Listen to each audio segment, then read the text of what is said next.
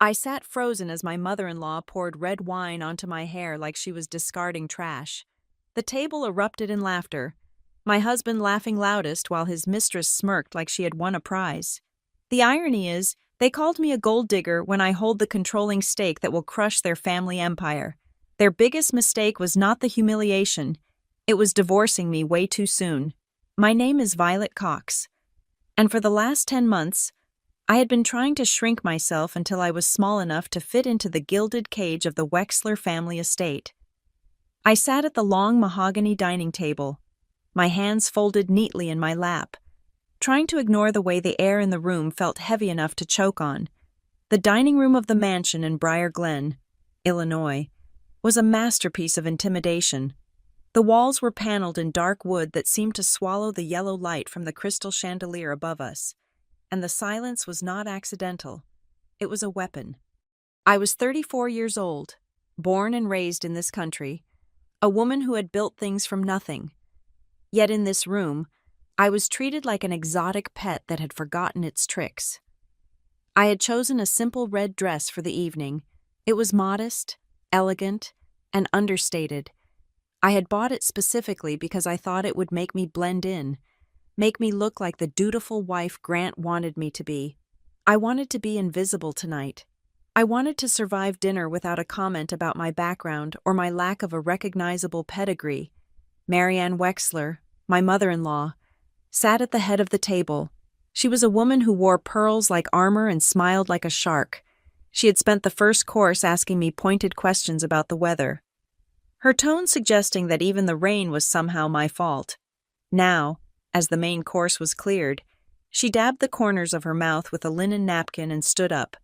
I looked up, expecting a toast, perhaps a rare moment of warmth. Marianne picked up her crystal goblet, filled nearly to the brim with a vintage Cabernet that probably cost more than my first car. She walked over to where I sat, her heels clicking rhythmically on the hardwood floor. She stopped right behind my chair. I turned slightly to acknowledge her. A polite smile plastered on my face. Then the world turned cold and wet. There was no preamble, no stumble. Marianne simply tilted her wrist and poured the entire contents of the glass onto my head. The shock was absolute. The wine was cold, a shocking contrast to the warm, stuffy air of the dining room. It cascaded down my hair, stinging my eyes, dripping off my chin, and soaking into the fabric of my red dress. It felt heavy and sticky, smelling of fermented grapes and oak. I sat there, paralyzed, the liquid running down my back, pooling in the chair beneath me. I gasped, wiping my eyes, my mascara instantly running, stinging my vision. For 2 seconds, there was silence. Then came the laughter. It started with a giggle from my right, then a chuckle from the head of the table, and finally, a roaring, raucous sound that filled the cavernous room. I blinked the wine out of my eyes and looked at my husband. Grant Wexler was laughing the loudest.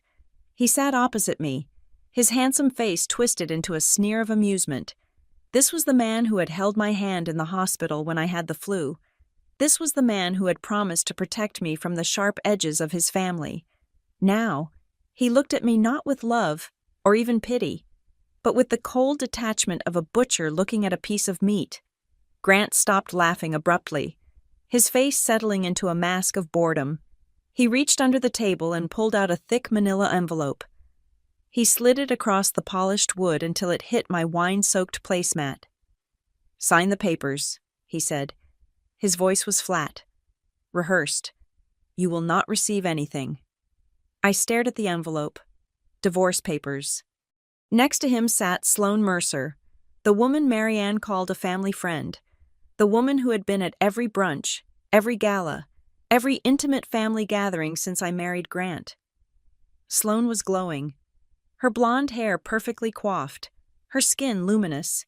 She placed a manicured hand protectively over her stomach, a gesture so theatrical it belonged on a soap opera stage.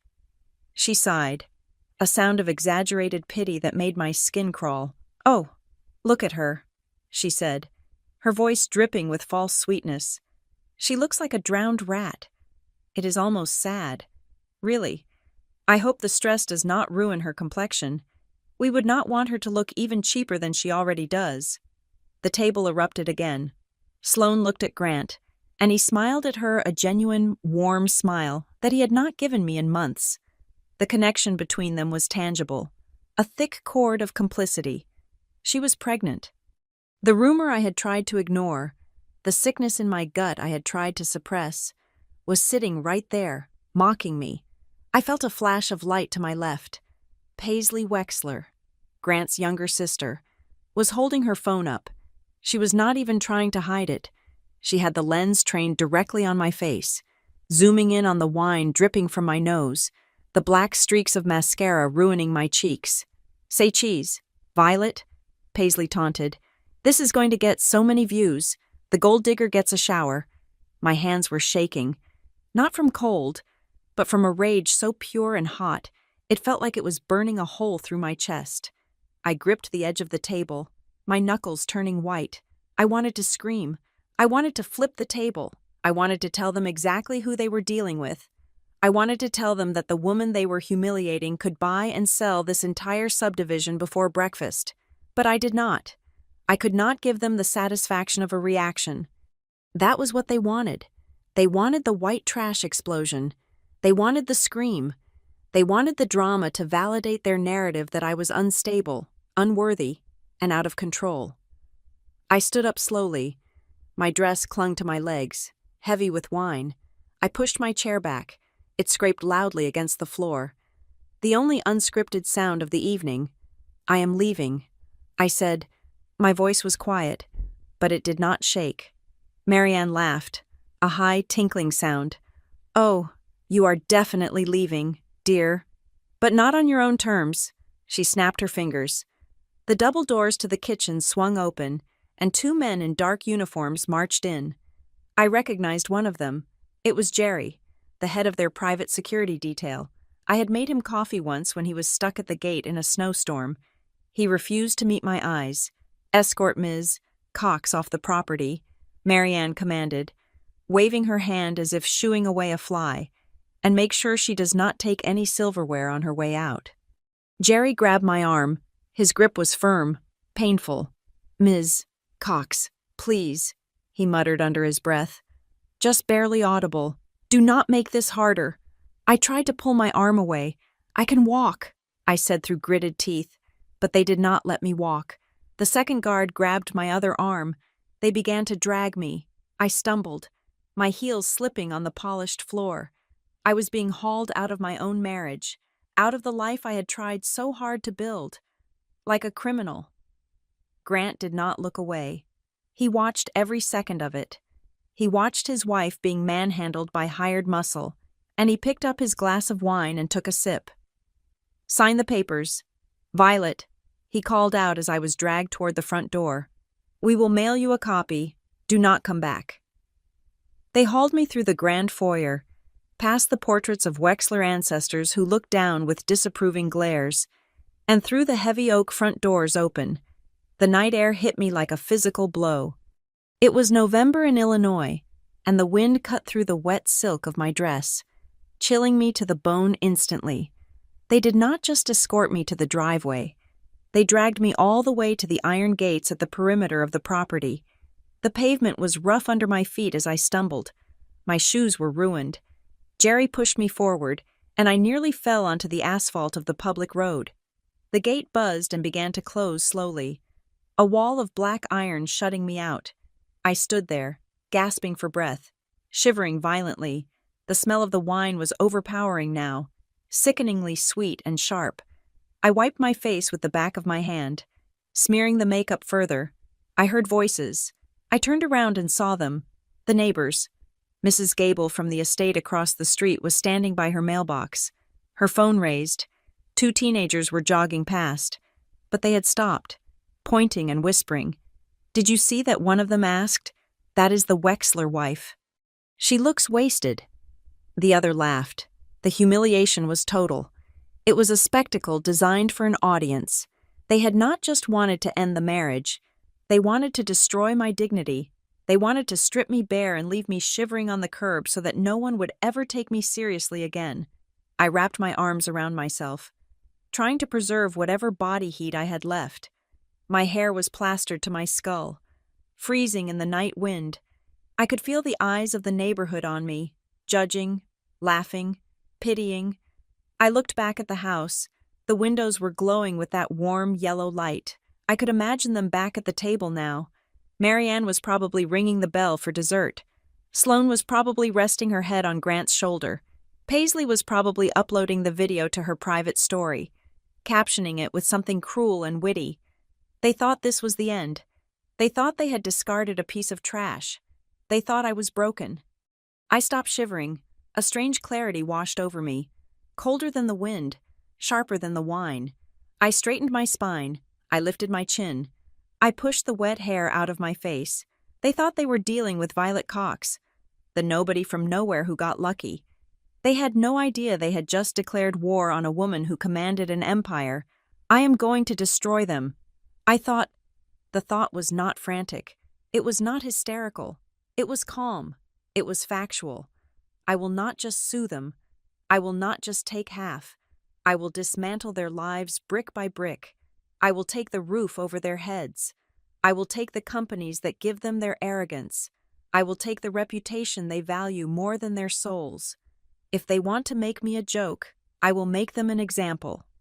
I took a step away from the gate, ready to walk to the main road to call a car, but something caught my eye. I looked up at the stone pillar of the gate. There, discreetly embedded in the masonry, was the lens of the new security camera system. The little blue light was blinking steady and rhythmic. I froze. I remembered something Grant had said 2 weeks ago. He had insisted on upgrading the perimeter security. He had personally overseen the installation of this specific camera, adjusting the angle himself. At the time, I thought he was being protective. I thought he was worried about burglars. But as I looked at the angle of the lens, I realized exactly what it was pointing at. It was not pointing at the road. It was not pointing at the approach. It was pointing directly at the spot where the security guards had thrown me out.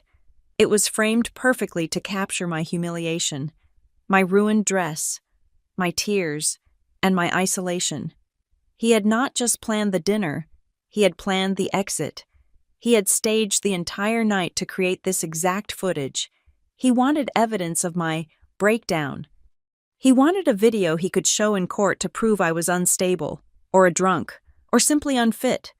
Grant had been planning this for weeks. I stared directly into the lens of the camera.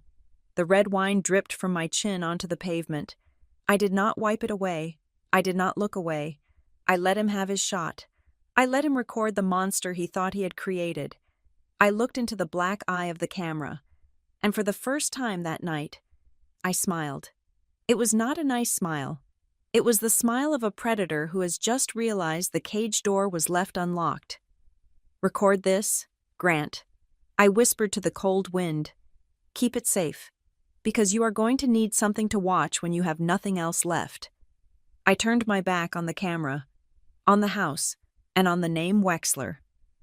I began to walk down the dark road, the cold biting at my skin, but inside, I was already burning the world down. The execution was over. The war had just begun. 9 months. That is how long it took for my life to go from a fairy tale to a crime scene. Standing on the cold pavement outside the Wexler estate, shivering in my wine-soaked dress, my mind did not go to the future, not yet. It snapped back to the beginning, to the moment I let Grant Wexler walk into my life and convince me that he was different. It was late February in Lake Haven. The charity gala was one of those obligatory events that people with money attended not to help anyone, but to be seen helping people. The room smelled of expensive perfume and stale ambition. I was there for work, strictly speaking, though nobody knew that. I was scouting potential acquisitions, looking for failing nonprofits that had good data infrastructure but bad management. It was the kind of thing my company, North Star Gridworks, did quietly in the background. But that night, I was not Violet Vale, the CEO. I was just Violet Cox. I had dressed the part. I wore a charcoal gray dress I had bought off the rack at a department store. It fit well, but it lacked the aggressive sparkle of the designer gowns around me. No diamonds, no name-brand clutch, just me, holding a glass of sparkling water, standing in front of a painting that looked like someone had thrown a plate of spaghetti at a canvas. "I hate this one," a voice said beside me. I turned to see Grant. He was charming then. That is the thing people forget about monsters. They do not start out with claws. He was handsome in a way that felt approachable. His tuxedo tie slightly undone, his hair not perfectly gelled. He looked like he was suffering through the event. Just like me. I smiled. "It is certainly energetic," I said. "It is pretentious garbage," he corrected with a boyish grin. "It is priced at $5,000 because the artist knows the people in this room have more money than taste. I am Grant, by the way." "Violet," I said.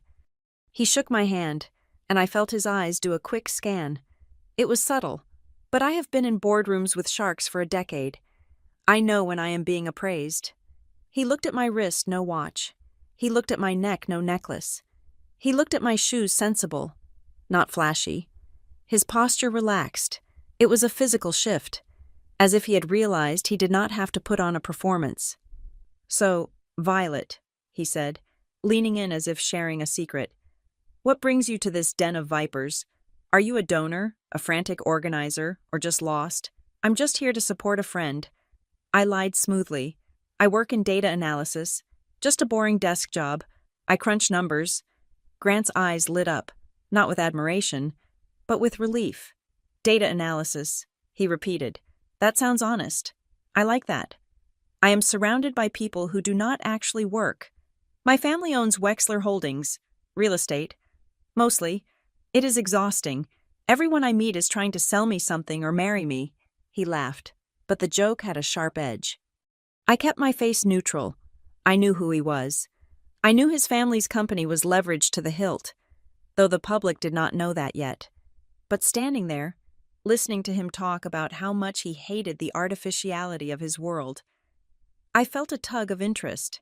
He seemed self-aware. He seemed grounded. "I am not trying to sell you anything, Grant," I said, "and I doubt you are trying to marry me," he joked, though his eyes lingered on my face. "You look like you value your sanity too much." We spent the rest of the night in a corner, talking. He asked me questions, but looking back, they were not the questions of a man interested in my soul. They were the questions of a risk assessor. "Where did you grow up?" he asked. "Ohio," I said. "A small town you have never heard of." "My parents were teachers." "Teachers." He nodded approvingly. "Salt of the earth. Good values. Not like the people here." My mother would have a heart attack if she knew I was talking to a woman who actually works for a living. I thought he was being self-deprecating. I thought he was mocking his mother's snobbery. I did not realize he was giving me the user manual for his own prejudices. He walked me to my car, a 3-year-old sedan I kept for days like this. He looked at it and smiled. "I like you." "Violet," he said, leaning against the driver's side door. "You are real. You are not asking me for a ride in a limo. You are not asking me where I summer. It is refreshing." He called me the next day, and the day after that. The courtship was fast. 3 months. That is all it took. In the business world, a 3-month merger is considered reckless. In love, I told myself it was passion. Grant played the role of the humble prince perfectly. He took me to diner breakfasts instead of 5-star brunches. He told me he wanted a life that was simple. He complained constantly about the pressure his father, Howard, put on him to marry well. "I do not want a merger, Violet," he told me one night over pizza in my small apartment. "I want a partner. I want someone who loves me, not the checkbook." I fell for it. I fell for it because I was lonely. I had spent 10 years building North Star, guarding my identity, suspecting everyone who approached me. Here was a man who seemed to love me specifically because I was a nobody. It felt safe. It felt like I could finally take off the armor. When he proposed, it was in a park, not a palace. There were no photographers. The ring was modest, a simple solitaire that he proudly told me was classic, not gaudy. "When you know, he whispered against my hair. "Why wait? Why play games? Let us just be us." I said yes. I ignored the little voice in the back of my head that asked why he never asked to meet my friends. I ignored the fact that he never asked deep questions about my career. Settling for the vague data stuff explanation, I thought he respected my privacy. Then came the introduction to the family. The dinner at the Wexler estate. 2 weeks after the engagement.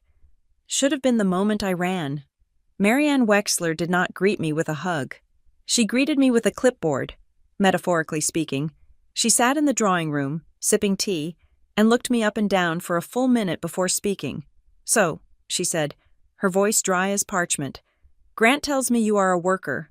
I am an analyst." "Yes," I said, keeping my head high. "And your family?" Marianne asked, "What are their connections?" "They are retired." I said, "We do not have connections, Mrs. Wexler. We have family dinners." Marianne made a sound in her throat, something between a cough and a laugh. How quaint. Grant was sitting next to me. He squeezed my hand, but he did not speak up. He did not say, "Mom, be nice." He just smiled that tight, neutral smile I would come to hate. Throughout the wedding planning, the disrespect was constant and granular. Paisley, his sister, asked me if I was buying my dress on clearance. "I know budgets are tight for normal people," she said, looking at her phone. "I can send you a coupon code." Howard, his father, never addressed me directly. He would speak to Grant about me while I was standing right there. "Does she understand the prenup?" Grant has it been explained to her in simple terms. The prenup. That was the biggest red flag of all, and I marched right past it.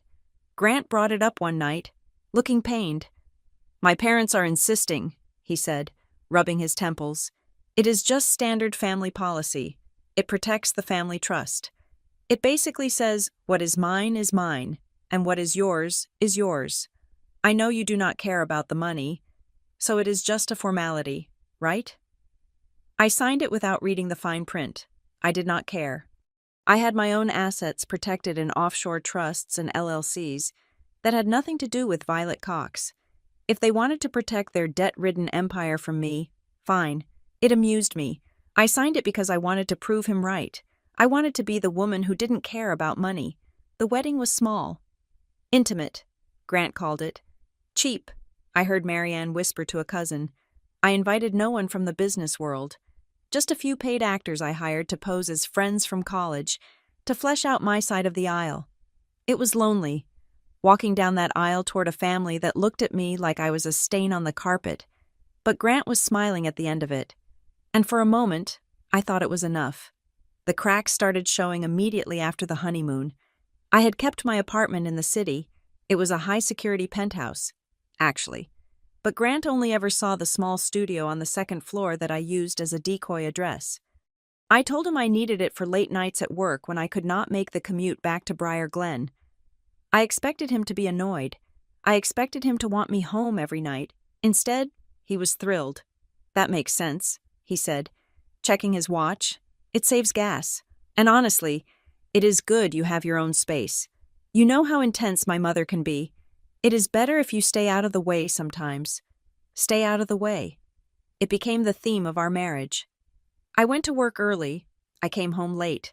I paid for my own gas, my own clothes, my own medical bills. Whenever I offered to pay for dinner, Grant never argued. He never reached for the check. "You like being independent," he would say. "I do not want to take that away from you." It wasn't respect. It was miserliness. He was saving money on a wife. The breaking point or the moment I should have broken it happened 2 months ago. We were hosting a dinner for some of Howard's business associates. I was wearing the red dress, the same one that was now ruined. I was trying to be the perfect hostess. I was making conversation with a banker from Chicago. Marianne tapped her glass for attention. "Everyone," she announced, her voice slurring slightly. "I just want to propose a toast to my son, Grant, for his patience." The table went quiet. "It takes a special kind of man," she continued, smiling sweetly at me, "to take on a charity project. We are all so proud of you, Grant, for giving Violet a glimpse of how the other half lives. It is very noble, like adopting a stray." The room froze. The banker next to me looked down at his plate, embarrassed. My heart hammered against my ribs. I looked at Grant. This was it. This was the moment. He had to say something. He had to tell her to stop. He had to defend his wife. Grant looked at his mother. Then he looked at me. He did not look angry. He looked bored. He picked up his wine glass. "To patience," Grant said. He drank. He let the insult stand. He validated it. He agreed with it. Later that night, in our bedroom, I confronted him. "She called me a stray. Grant, a charity project." He shrugged, taking off his tie. "You are being sensitive, Violet. She is just old-fashioned. And look, let us be honest." He turned to look at me, and his eyes were cold. "You have a better life here than you ever would have had on your own. You have this house. You have the name. You do not have to worry about rent or bills. Is that not enough? Do you really need her to respect you?" 2. That seems greedy. I stood there, stunned. "I thought you loved me because I wasn't like them," I whispered. Grant laughed. It was a short, dry sound. "I love you because you are easy, Violet. You are low maintenance. You do not ask for diamonds. You do not ask for galas. You are cost-effective." He turned off the light and went to sleep. I lay awake all night, staring at the ceiling. I remembered the line he used when he proposed. "I love you because you do not care about money." Lying there in the dark, I finally translated it. He did not love me because I was humble. He loved me because he thought I was poor. He loved me because he thought I had no power. He loved me because he thought that no matter what he or his family did to me, I would have nowhere else to go. He thought he had married a victim. I closed my eyes, and for the first time in months, I did not cry. I started to calculate. If he liked cost-effective, I was going to show him the true cost of doing business with me. That was 2 months ago. I started gathering my files the next morning. I started recording the conversations. I started preparing the trap. But standing outside the gate tonight, watching the red light of the camera blink, I realized I had underestimated them. I thought I had time. I thought I would leave on my own terms. They struck first. They thought they had won. But as I walked toward the main road, the cold wind drying the wine in my hair, I reached into the hidden pocket of my ruined dress. My fingers closed around the cold metal of a flash drive I had carried with me every day for weeks. It contained the encryption keys to the Wexler family's entire digital life. Grant chose me because he thought I had nothing. He was about to find out that I own everything.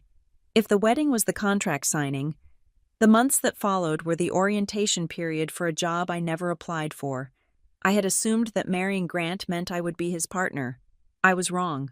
To the Wexlers, I was raw material.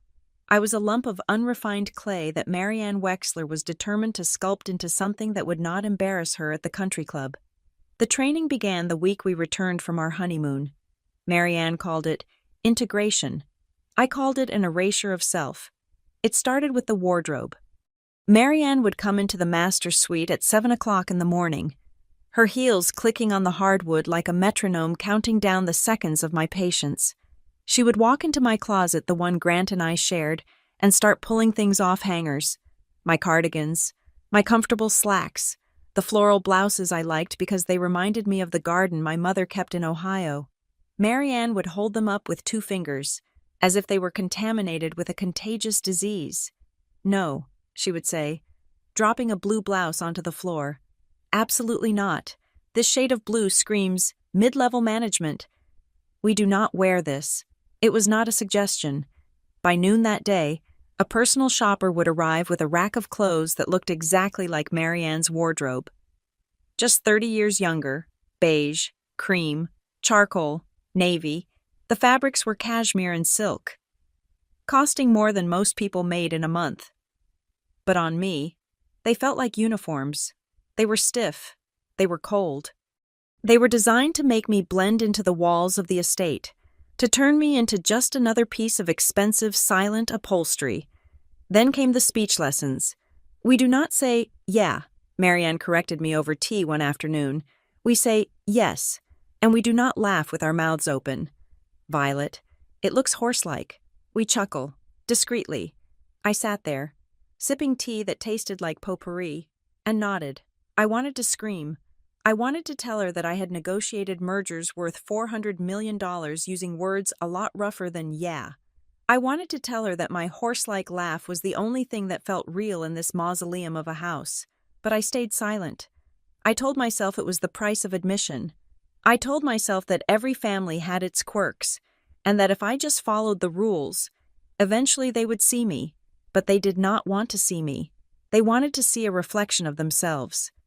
If Marianne was the architect of my misery, Paisley was the demolition crew. Grant's sister was 24, bored, and vicious. She treated my presence in the house as a personal insult, a glitch in her perfect reality that she needed to correct. Her favorite game was called The Accident. It happened usually when we had guests. The first time, it was a charity luncheon in the garden. I was wearing a white linen dress that Marianne had forced me into. I was actually feeling confident for once, holding a tray of hors d'oeuvres, trying to be helpful. Paisley breezed past me, talking on her phone. She did not even look at me. She just jutted her elbow out at the precise moment I passed. The tray tipped. The smoked salmon appetizers with their dill sauce slid right off the silver platter and landed squarely on my chest. The oil stained the white linen instantly, a bright orange mark of shame. Paisley stopped and turned around, her hand covering her mouth in a performance of shock that would not have fooled a toddler. "Oh my God," she gasped, loud enough for half the garden to hear.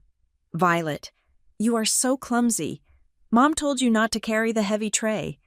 You really should leave the serving to the staff. It is confusing for everyone when you try to help." The guests chuckled. A few of them looked at me with pity. I stood there, wiping salmon off my dress, burning with humiliation. "I am sorry." I mumbled. "I tripped. You always trip." Paisley whispered as she leaned in to help me, her voice dropping so only I could hear. "You trip over your own feet. You trip over your words. You are just a mess, aren't you?" She patted my arm and walked away, smiling. Then there was Howard, my father-in-law. Howard did not bully me. That would have required him to acknowledge my existence. Howard practiced a form of aggression that was entirely silent. To him, I was an object that Grant had brought home, like a new golf club that he didn't particularly like the weight of. We would sit at dinner, those long, excruciating dinners, and he would speak exclusively to Grant. He would ask Grant about the business. He would ask Grant about the car. He would ask Grant about the weather. If I spoke, Howard would wait for me to finish, pause for 1 second, and then continue talking to Grant as if I had not made a sound. "The market is volatile right now," Howard would say to his son. "I actually read a report that suggests the volatility is stabilizing in the tech sector." I ventured once, unable to help myself. Silence. Howard cut a piece of steak. He chewed it slowly. He swallowed. "Grant," he said, looking straight at my husband, "check the bonds in the trust. I do not like the look of the yield." I was invisible. I was a ghost haunting a banquet. The worst part was the exclusion. Every Sunday, after brunch, the family would retreat to Howard's study for family business. The heavy oak doors would close, leaving me standing in the hallway. The first time it happened, I started to follow Grant in. Howard stopped at the threshold. He turned to me, his face blank. "This is for family." "Violet," he said. "I am family." I said, my voice trembling slightly. "I married Grant." Howard looked at me with eyes that were as flat and gray as coins, blood only. He said, "You would not understand the complexities. Go help Marianne with the flowers." The door clicked shut. I stood in the hall, staring at the wood grain. You would not understand. The irony was sharp enough to cut. Inside that room, they were likely discussing how to juggle their mounting debts, how to leverage one asset to pay off another. I knew their financials were a house of cards, because I had already begun to look. If they had let me in, I could have saved them. I could have fixed their cash flow problems in a week, but their arrogance was the lock on the door, and their prejudice was the key. I waited for Grant to defend me. That was the hope I clung to, the life raft in this ocean of cold water. But Grant was changing. The man who had eaten pizza with me on the floor of my apartment was gone. In his place was a man who seemed constantly irritated by my very existence. The environment of the house was seeping into him, overwriting the version of him I loved. He started echoing his mother. "Why do you have to work so late?" he complained one evening when I came back from the city. I had actually been at a board meeting for North Star, deciding the fate of a tech startup in Austin. But to him, I was just a low-level analyst grinding for a paycheck. "It is my job, Grant," I said, kicking off my heels. "I have responsibilities." "It makes us look bad," he scoffed, pouring himself a drink. "People ask why my wife is punching a clock. It looks like I cannot provide for you. It is embarrassing." "Violet, can't you just quit?" "My mother says you look tired all the time. It is aging you." "I like my work," I said quietly. "You like data entry," he sneered. "God, you really are small-minded sometimes. You have access to this world." He gestured around the opulent, suffocating room. "And you prefer staring at spreadsheets." He didn't know that those spreadsheets controlled billions. He didn't know that the small-minded work I did was the only reason the economy of this state was functioning smoothly. I stopped arguing. I started documenting. I treated my marriage like a failing company. I detached. I observed. I recorded. Every insult went into a mental ledger. Every time Paisley smirked, I filed it away. Every time Howard looked through me, I added it to the balance sheet. Every time Marianne corrected my grammar, I calculated the interest. I became a spy in my own home. But the final blow, the one that shifted me from observation to action, happened on a Tuesday. I was in the living room, reading a book. Grant had left his iPad on the coffee table. He was careless with technology because he didn't understand it. He thought passwords were for other people. The screen lit up with a notification. It was an email.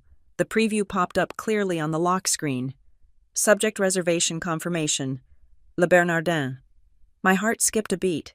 Le Bernardin was in New York. Grant had told me he was going to New York for a boring real estate conference next weekend. I sat forward. I knew I shouldn't look. But the analyst in me needed the data. I swiped the screen. The passcode was his birthday. Predictable. I opened the email. It was a reservation for 2. Friday night, the best table in the house. But it wasn't the reservation that stopped my breath. It was the calendar invite attached to it. Grant had synced his personal calendar to the family cloud. I scrolled back.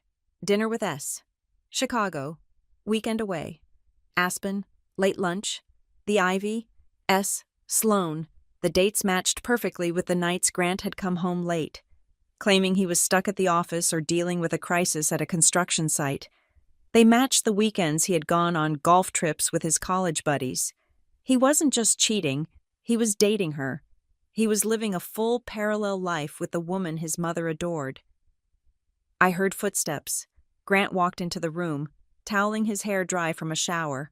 I stood up, holding the iPad. My hands were shaking, not from sadness, but from the sheer audacity of it. "Who is S?" I asked. Grant stopped. He looked at the iPad, then at me. He didn't look guilty. He looked annoyed that he had been caught, like a teenager whose mom found his cigarettes. He walked over and snatched the device from my hand. "You are snooping now?" he asked, his voice low and dangerous. I saw the calendar. Grant. "Who is she?" "Is it Sloan?"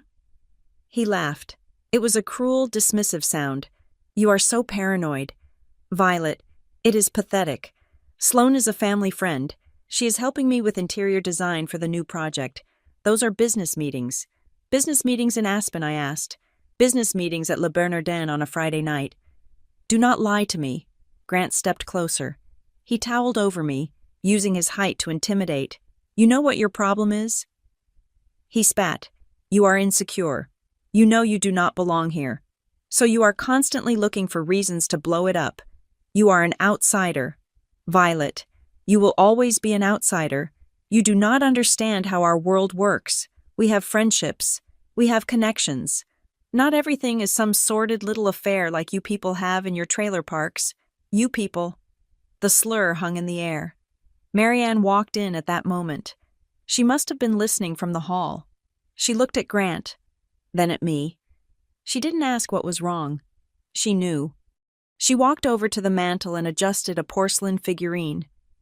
Her back to me. Grant is right.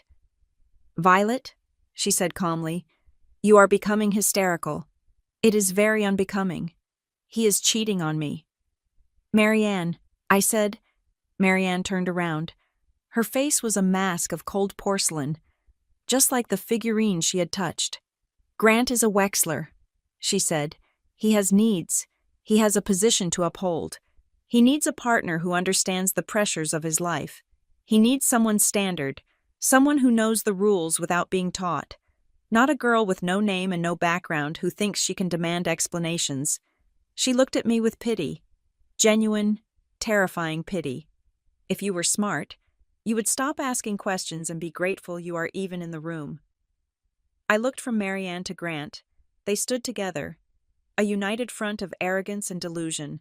They truly believed that their bloodline gave them the right to use people. They believed that I was lucky to be cheated on by a Wexler. Something inside me snapped, but it wasn't a break. It was a lock clicking into place. I realized then that there was no saving this marriage. There was no working it out. There was only the exit, and the exit needed to be scorched earth. I looked at Marianne. I looked at her expensive dress, her perfect hair, and her sneering face. I thought about my bank accounts.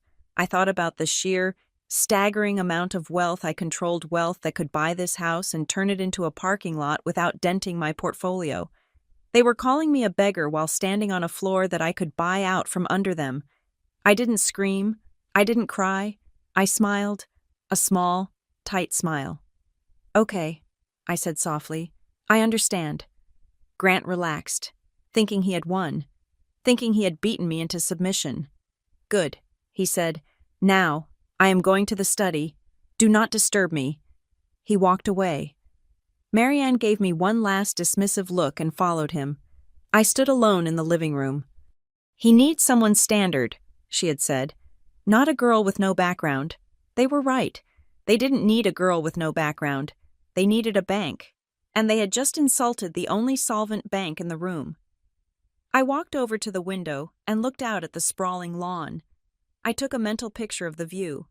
I wanted to remember it, because the next time I looked at this view, I intended to own the window I was looking through. I pulled out my phone, my secure work phone, not the personal one Grant monitored. I opened a new note. I titled it, The Wexler Liquidation. Item 1, the debts. Item 2, the mistress. Item 3, the pride. I was going to take it all. I was not just a wife anymore. I was the repo man, and I was coming to collect. If the previous months had been an exercise in emotional endurance, the weeks leading up to the wine incident were a lesson in forensic observation. I stopped looking at my marriage as a relationship and started viewing it as a crime scene that was being staged in real time. The central piece of evidence was Sloane Mercer. To the casual observer, Sloane was just a friend of the family. She was the daughter of a business associate of Howard's, a woman with a pedigree that read like a thoroughbred stud book. She was blonde, naturally. She was slender, effortlessly, and she was always, inexplicably, there. It was not just that she attended the parties, it was the way she moved through the Wexler house. She did not ask where the bathroom was. She did not ask for a coaster. She knew which drawer in the kitchen held the silver teaspoons and which cabinet hid the crystal tumblers. I began to track her proximity to Grant. It was a subtle, choreographed dance directed by Marianne. At a barbecue in late August, I watched from the patio door. Grant was holding a plate of food. He was talking to a group of men, looking distracted. Sloane drifted over. She did not interrupt him. She simply reached out, took the plate from his hand, picked off the grilled mushrooms which Grant is violently allergic to, and handed it back to him. She did it without looking at him. He accepted it without thanking her. It was a gesture of intimacy that screamed louder than any kiss. It implied a history. It implied a level of care that bypassed conscious thought. I had been married to Grant for nearly a year, and I still had to remind myself to check ingredients for him. Sloane did it by muscle memory. I walked into the kitchen a few days later to find Rosa, one of the older housekeepers, polishing silver. Rosa liked me. I was the only one in the house who asked about her grandchildren by name. Rosa, I said, leaning against the counter. How long has Sloane been coming around? Rosa hesitated. She rubbed a smudge on a fork with unnecessary vigor. Miss Sloane, Rosa said, not meeting my eyes. She grew up with Mr. Grant. They went to the same camps, the same schools. They seem very close, I said, keeping my voice neutral. Rosa stopped polishing. She looked over her shoulder to make sure the hallway was empty. Mrs. Wexler Marianne, she always said it, Rosa whispered, her voice dropping to a tremor. She said you cannot mix wine with water. She said the family needs to keep the line clean. She said Sloane was the only one who could give Grant a legacy. A legacy. It was a chilling word. It reduced Grant to a biological function and me to a genetic error. Marianne did not just want a rich daughter-in-law. She wanted a breeder, and she had decided long ago that my DNA was not sufficient for the Wexler empire. I went back to my studio apartment in the city that afternoon. I needed to think. I needed to cross-reference the data. I pulled up Grant's shared calendar again. I placed it side by side with the credit card statements I had managed to access through a shared household account they thought I was too stupid to monitor. The pattern was undeniable. Every Tuesday and Thursday, Grant had site visits or client dinners that kept him out until midnight. I checked the toll road transponder records for his car. On those nights, his car was not at construction sites. It was parked in a residential zone in Lake Forest. I ran a property search on the address. The house belonged to a trust, but the trustee was listed as Mercer Family Holdings, Sloane's house. He was practically living there, but infidelity is common. Men like Grant cheat. It is almost a cliché. What bothered me was the confidence. They were not hiding it well. They were leaving breadcrumbs, almost as if they did not care if I found them, or more disturbingly, as if they were waiting for a specific timeline to expire before they dropped the hammer. I decided to check the foundation of my safety, the prenup. I kept a digital copy of every document I signed. It is a habit from running a billion-dollar company. You never trust the paper in someone else's hand. I had scanned the prenuptial agreement the day I signed it. Right before I handed it back to the Wexler family lawyer, I opened my safe in the city apartment and pulled out the hard drive. I loaded the original PDF. Then, I drove back to the estate. Grant was out. Marianne was at the club. I went into Grant's home office. I knew the combination to the wall safe because I had watched him punch it in from the reflection of a framed picture across the room 3 months ago, 1985, his birth year. The man had zero security hygiene. I opened the safe. There it was, the heavy cream-colored envelope containing our marriage contract. I took it to the desk and laid it out. I opened the PDF on my secure tablet.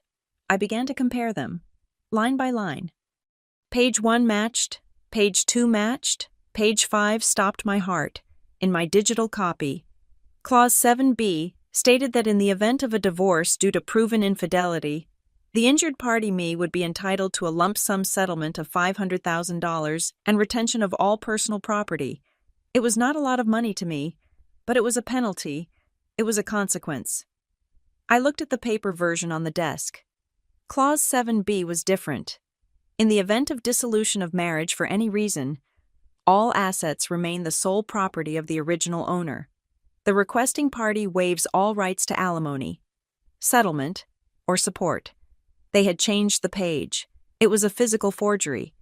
They had swapped out the sheet of paper after I signed the back page, restapled the document, and filed it. I looked closer at the paper. The grain was identical. The font was a 99% match, but the spacing between the paragraphs was off by a fraction of a millimeter. It was a professional job, likely done by their crooked lawyer, but they had made a mistake. They assumed I would never look. They assumed I was a naive girl from Ohio who would be too intimidated to read the fine print a second time. I took high-resolution photos of the forged page. I put the document back in the safe and wiped the handle. My hands were cold. This was not just a bad marriage anymore. This was fraud. This was a criminal conspiracy. They were planning to discard me with absolutely nothing, and they had manufactured the legal framework to do it. I needed verification. The next day, I took a personal day from work. I wore a baseball cap and sunglasses and drove 2 towns over to a strip mall law firm. It looked cheap, situated between a dry cleaner and a vape shop, but I knew the lawyer inside. His name was Saul, and he was the kind of lawyer you hired when you wanted to bury a body, not when you wanted to write a will. I paid him $2,000 in cash for 15 minutes of his time. I showed him the photos and my digital scan. Saul squinted at the screen through thick glasses. He hummed. "This is cute," he said, his voice raspy. "They match the printer ink type, but the toner density is different on the replaced page. See the fading on the letter E. The other pages are crisp. This page was printed on a different machine, probably a home office laser printer, not the commercial one at the firm." "Is it voidable?" I asked. "Voidable?" Saul laughed. "It is a felony. Sweetheart, if you can prove they swapped it, you can blow the whole contract out of the water, but you need the original. Do not let them destroy it." "They won't," I said. "They think it is their shield." I left his office with a new understanding of my enemy. They were arrogant, and arrogance makes people sloppy. The climax of their plan arrived on a Sunday, 2 weeks before the wine incident. It was a brunch at the estate. The weather was turning cold, the leaves changing color, but the dining room was warm and smelled of cinnamon and roasted ham. Marianne was in high spirits. She was wearing a yellow dress that was too bright for the season. She hummed as she poured tea. "We have a special announcement today," Marianne said, beaming. "Sloane, darling, why don't you share the news?" I looked across the table. Sloane was sitting next to Grant. She was wearing a loose-fitting cashmere sweater. She placed both hands on her stomach. The room went silent. "Well," Sloane said, feigning shyness, "Grant and I, that is, the family is going to get a little bigger." She looked at me then. It was brief, but it was lethal. It was a look of absolute triumph. "I am pregnant," she said. Marianne let out a shriek of delight. She clapped her hands together. "Oh, finally!" Marianne cried, tears instantly welling in her eyes. "A grandbaby, a real Wexler heir." She stood up and rushed to hug Sloane. Paisley jumped up, squealing, and joined the hug. They formed a tight circle of blonde joy, completely ignoring the fact that the man sitting next to the pregnant woman was currently married to someone else. I did not move. I looked at Grant. This was the moment a man in love would confess.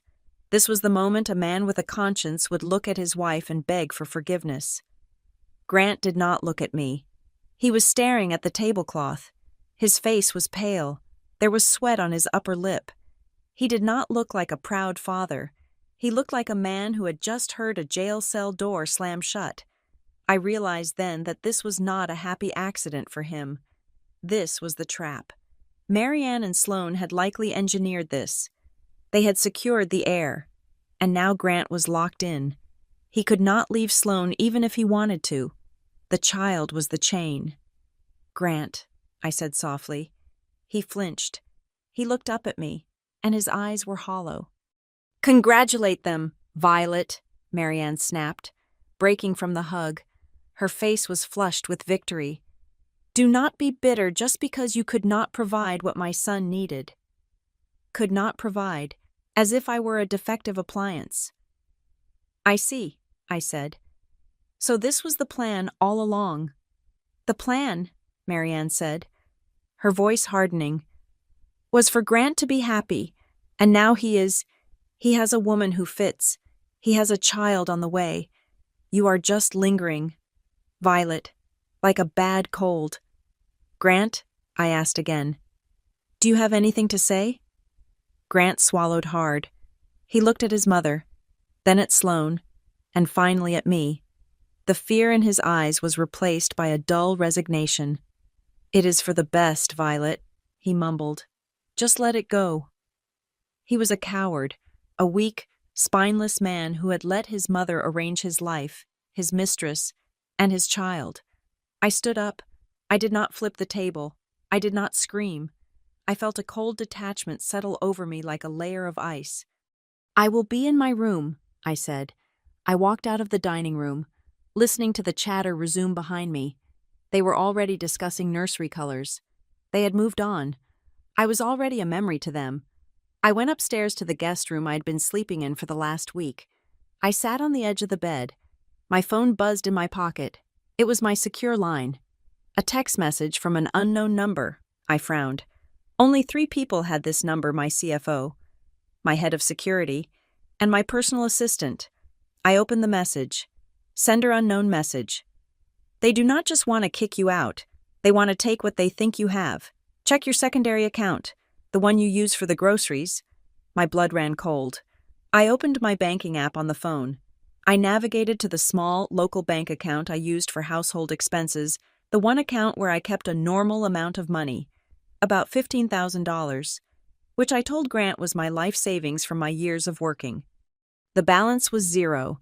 I checked the transaction history. Transfer to Wexler Management LLC. Authorized by joint holder Grant Wexler. They had drained it. It was not about the money.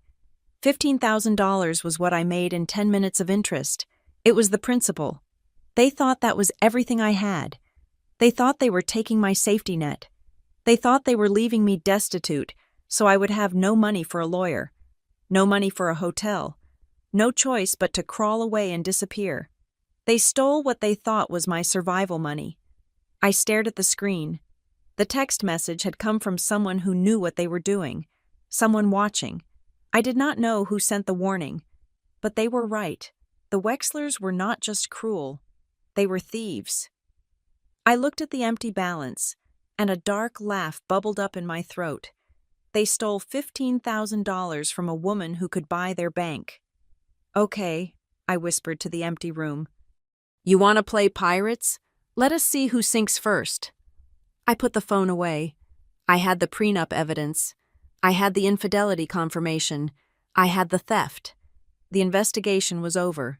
It was time for the execution. I sat in the back of the town car I had summoned, watching the iron gates of the Wexler estate disappear into the darkness behind me. The driver, a man on my private payroll who had been stationed nearby for weeks on standby, did not ask questions. He simply handed me a warm towel and a bottle of water. I wiped the sticky, drying wine from my neck. The smell was pungent, a mixture of tannins and humiliation. But as the car glided onto the highway, putting miles between me and the people who had treated me like a stray dog, a strange transformation took place. The trembling stopped. The tears dried. The posture of the beaten wife straightened into the spine of a CEO. They thought they had just evicted a nobody. They thought Violet Cox was a simple data analyst with a small savings account and no family connections. They thought they had discarded a woman whose only value was her silence. They were wrong. My name on my birth certificate is Violet Cox. That is true. But in the boardrooms of Silicon Valley, in the high-frequency trading floors of New York, and in the encrypted ledgers of the global banking system, I am known by a different name, Violet Vale.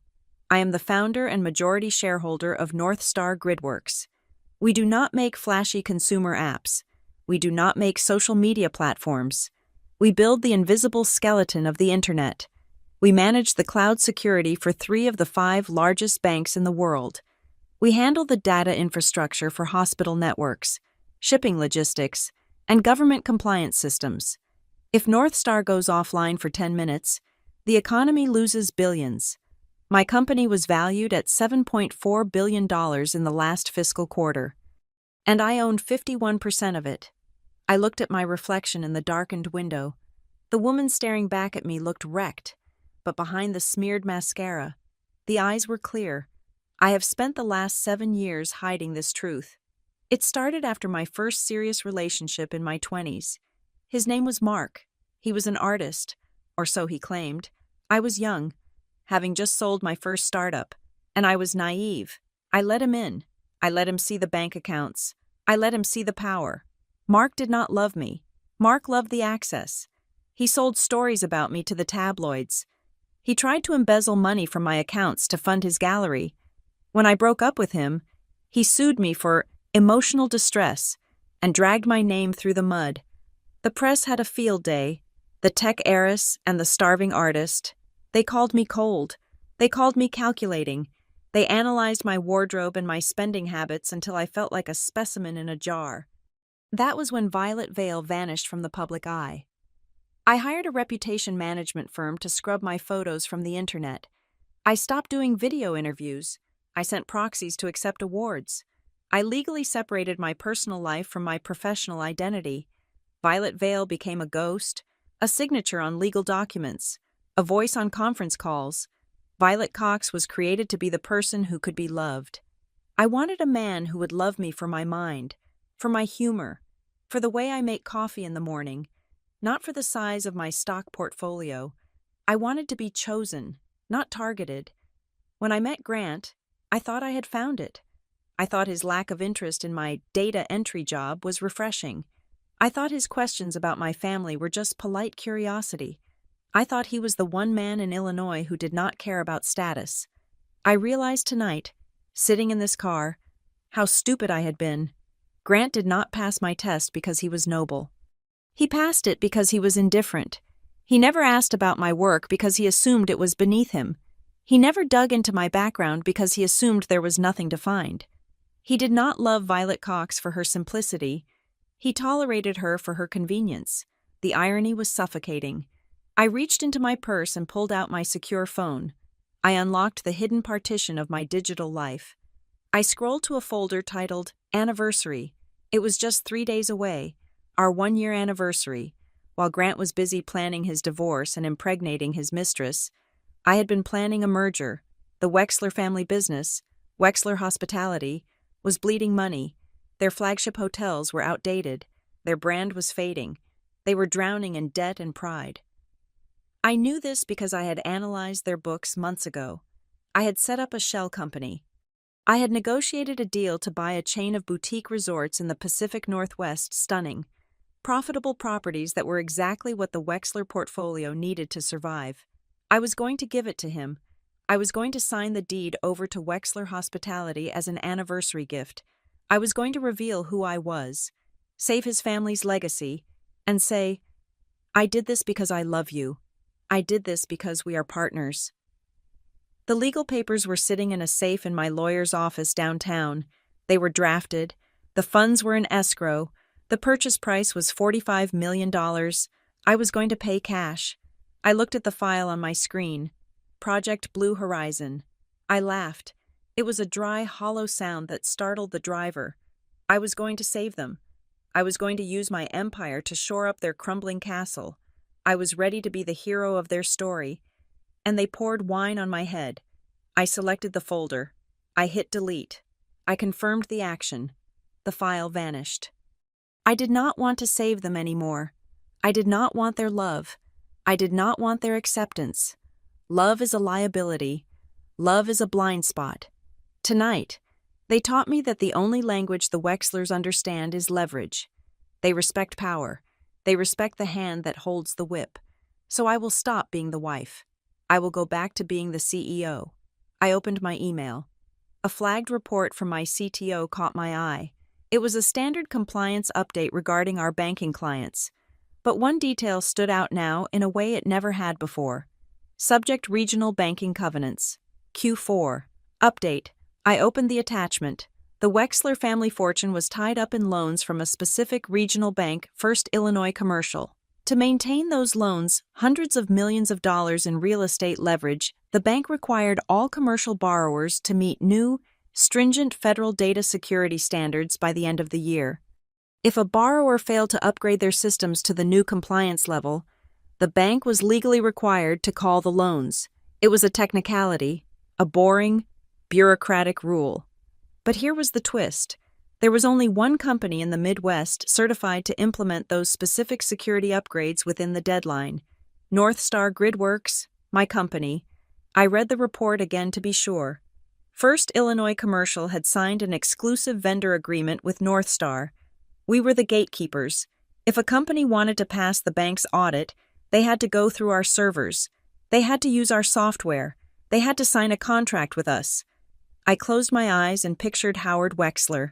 I pictured him sitting in his study, drinking scotch, worrying about his loans. He probably had a note on his desk right now reminding him to call it vendor for bank audit. He had no idea that the vendor was his daughter-in-law. He had no idea that the woman he treated like furniture held the only key to keeping the bank from seizing his properties. They had not just divorced a wife. They had evicted their only lifeline. They had severed the connection to the one person who could stop the avalanche. I felt the car slow down as we approached my penthouse in the city, the real one. Not the studio decoy, the doorman, who knew me as Ms. Vale. Opened the door. "Welcome back." "Ms. Vale," he said, not batting an eye at my stained dress.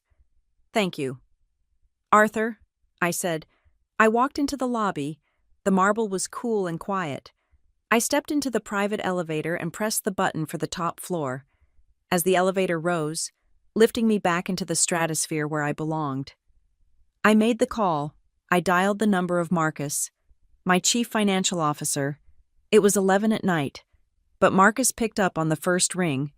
He knew I never called this late unless the world was ending or beginning. "Violet?" he asked, his voice alert. "Is everything okay? You have been off the grid." "I am back, Marcus," I said. My voice was steady. It sounded like the voice of the woman who had built a billion-dollar company from a laptop in a dorm room. "Good to hear," Marcus said. "We have the quarterly projections ready for—" "Forget the projections," I cut him off. The elevator doors opened. I stepped into my penthouse. The lights flickered on automatically, revealing the panoramic view of the Chicago skyline. The city looked like a circuit board of gold and white light. "I need you to open a new file," I said. Walking to the wet bar, I poured myself a glass of water. "I need a full risk assessment and debt exposure analysis on a specific entity."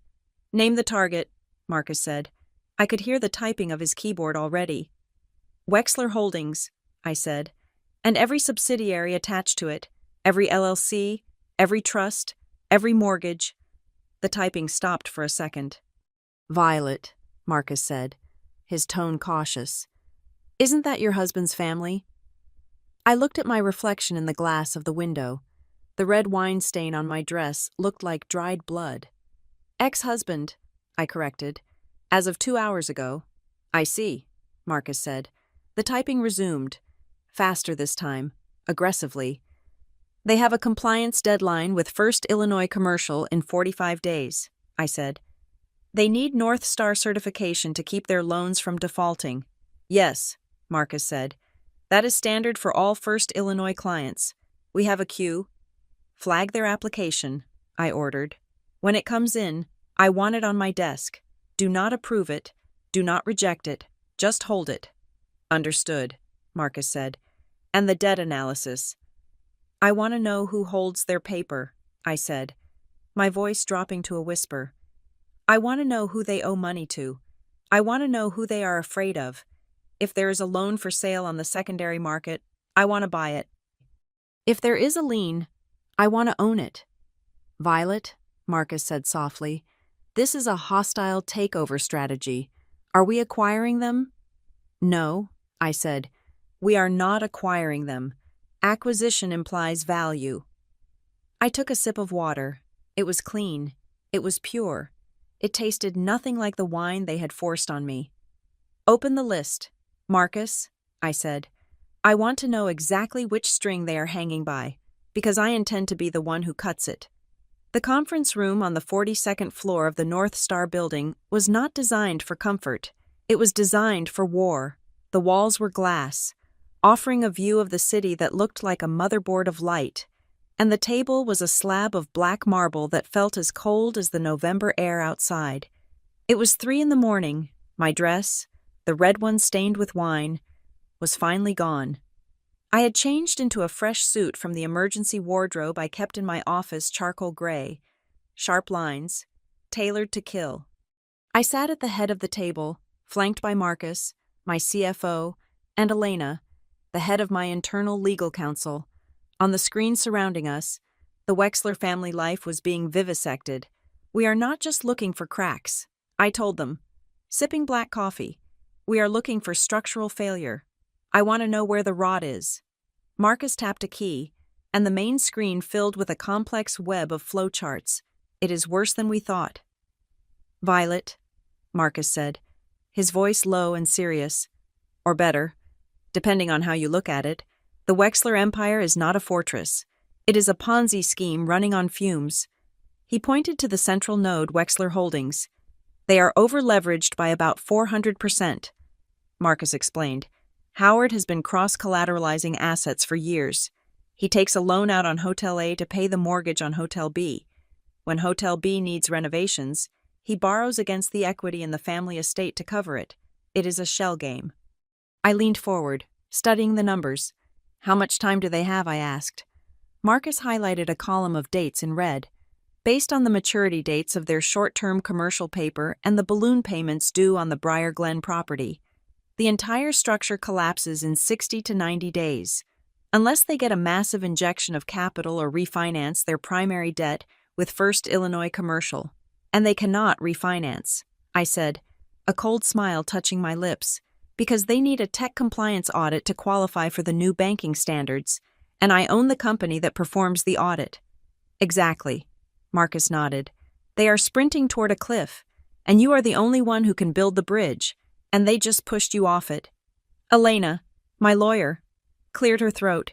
She slid a tablet across the marble table toward me. It gets uglier. Violet, she said, we started digging into Howard's personal ledger. The man is not just bad at business. He is committing fraud. I looked at the tablet.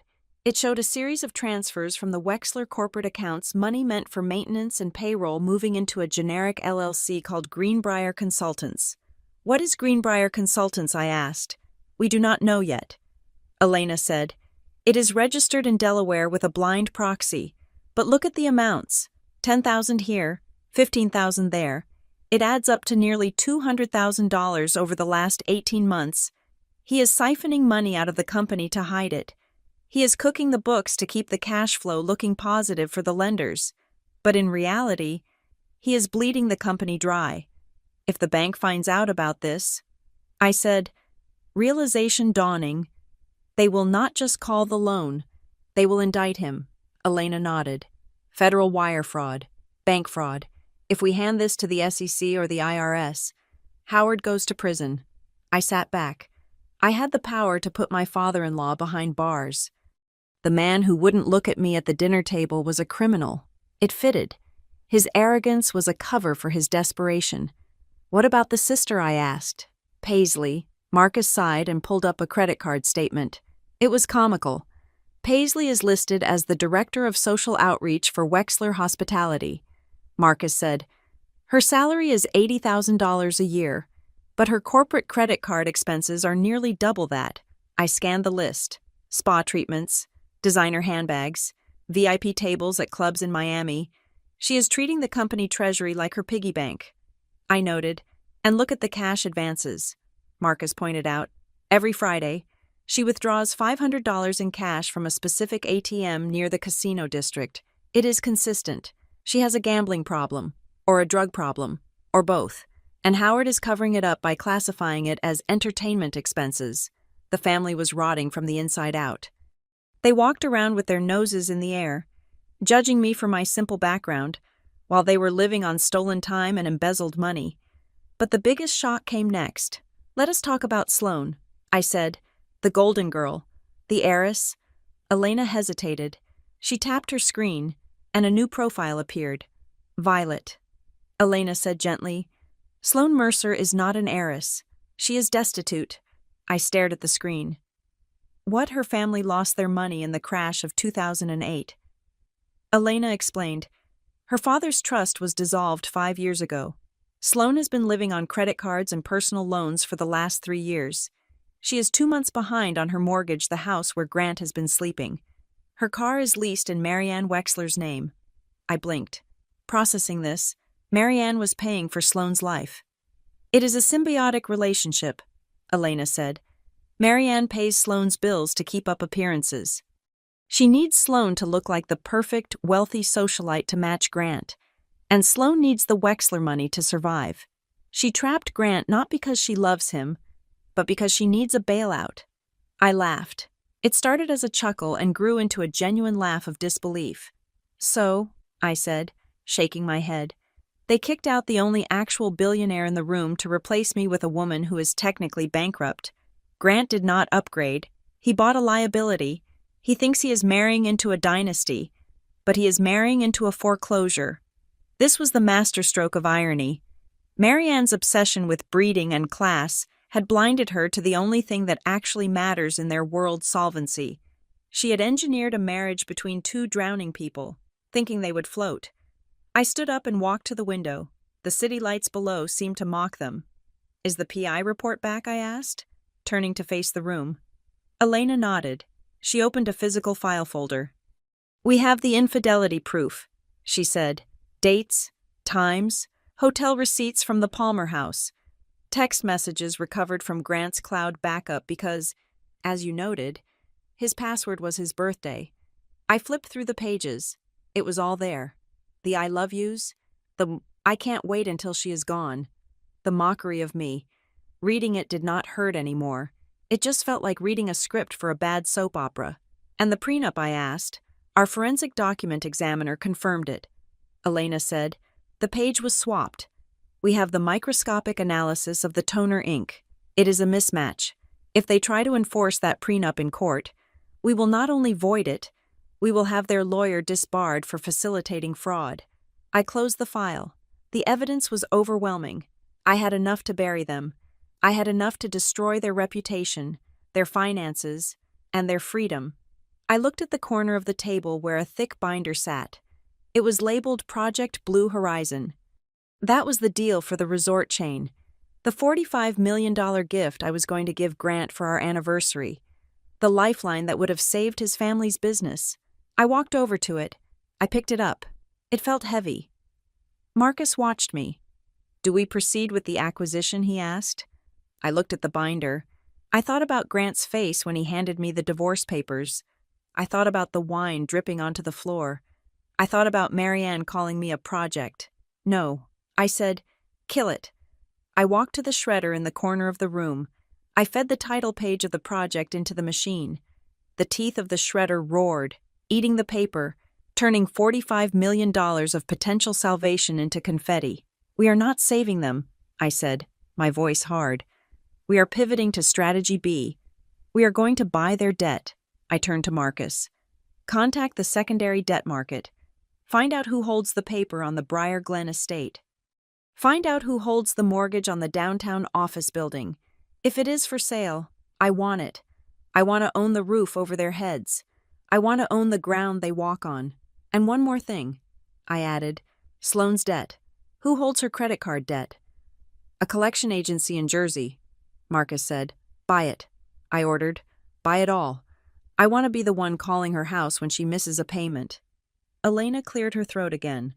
"Violet, there is one last thing." She held up a USB drive. "The private investigator placed a listening device in the dining room after you left," she said. "One of the catering staff is on our payroll." He dropped a bug in the floral arrangement on the sideboard. I took the drive. My hand trembled slightly. I thought I had heard the worst of it. "This was recorded about 20 minutes after you were thrown out," Elena said. While they were having dessert, I plugged the drive into the main console. I pressed play. Static filled the room, followed by the clinking of silverware. Then, Marianne's voice cut through the air, clear and sharp, crying like a child. "Did you see her makeup running pathetic?" Grant's voice followed. "She will sign. She has no fight in her. She is weak." Then a pause, and then Marianne spoke again, her voice dropping to a conspiratorial whisper that made my blood freeze. "Let her sign the divorce papers first. Grant, get the signature. Make it legal. Once she is officially out, then we check her pockets." Grant asked, "What do you mean?" Marianne laughed. "The girl saved money. She lived like a nun. There must be a retirement account, or a savings bond, or something she hid. Once the divorce is final, I will have our lawyer subpoena her financials for hidden marital assets. We will claim she stole from the household budget. We will bleed her for whatever scraps she has left. We need every penny for the baby." I stopped the recording. Silence filled the conference room. They did not just want me gone. They wanted to loot the corpse. They thought my meager savings, the money they had already stolen from the joint account, was not enough. They wanted to sue me after the divorce to strip me of anything I might have hidden. They were wolves, hungry, desperate wolves. But they had made a fatal miscalculation. They were planning to hunt a rabbit, and they had just walked into the cave of a dragon. I looked at Marcus and Elena. Their faces were grim. They were angry on my behalf. Check her pockets. I repeated Marianne's words. I smiled. It was the smile I wore when I acquired a competitor. It was the smile I wore when I knew the other side had already lost. And they just didn't know it yet. Fine, I said. If they want to check my pockets, let us invite them in. I turned to Marcus. Draft a response to the divorce papers. I said, agree to everything. Do not fight the prenup yet. Do not fight the separation. Let them think I am rolling over. Let them think I am the weak, pathetic girl they threw out. I want them to feel safe, I said, walking back to the window to look out at the city that I helped build. I want them to think they have won. I want them to schedule the victory party, because when I walk back into that house, I want the shock to stop their hearts. I touched the cold glass. You want to look in my pockets? Marianne, I whispered to the reflection of the city. Be careful. You might find the deed to your own life inside. Silence is a weapon. The Wexlers thought my silence was the whimper of a defeated dog. They thought that because I had stopped calling, stopped arguing, and stopped appearing in their driveway, I had accepted my fate. They interpreted the lack of noise as submission. They were wrong. In the world of high-stakes finance, silence is not retreat. Silence is the sound of the predator acquiring the target. For the next 3 weeks, I did not exist as Violet Cox, the discarded wife. I existed entirely as Violet Vale, the CEO of North Star Gridworks, and I ran my revenge like a hostile takeover. I sat in my office, the city of Chicago sprawling beneath me like a game board. Marcus, my CFO, sat across from me. We had replaced emotional outbursts with spreadsheets. We had replaced tears with acquisition orders. Phase 1 was the debt. The Wexler family empire was built on a foundation of loans that were traded between banks like baseball cards. When a company is as shaky as Wexler Hospitality, traditional banks often sell off the debt to private equity firms or hedge funds to mitigate their risk. It is a standard practice. Find the tranches. I told Marcus, I do not want the mortgage on the house yet. That is too personal. I want the operating capital. I want the loans that keep the lights on in their hotels. Marcus typed on his secure terminal. There is a bundle available, he said. $3.2 million in short-term commercial paper. It is held by a distressed asset fund in New York. It covers the vendor payments for their 3 biggest properties. If this debt is called, they cannot pay their food suppliers. Buy it? I said. Marcus hesitated. We cannot buy it as North Star. He reminded me. It would show up on the disclosure forms. Use the shell, I said.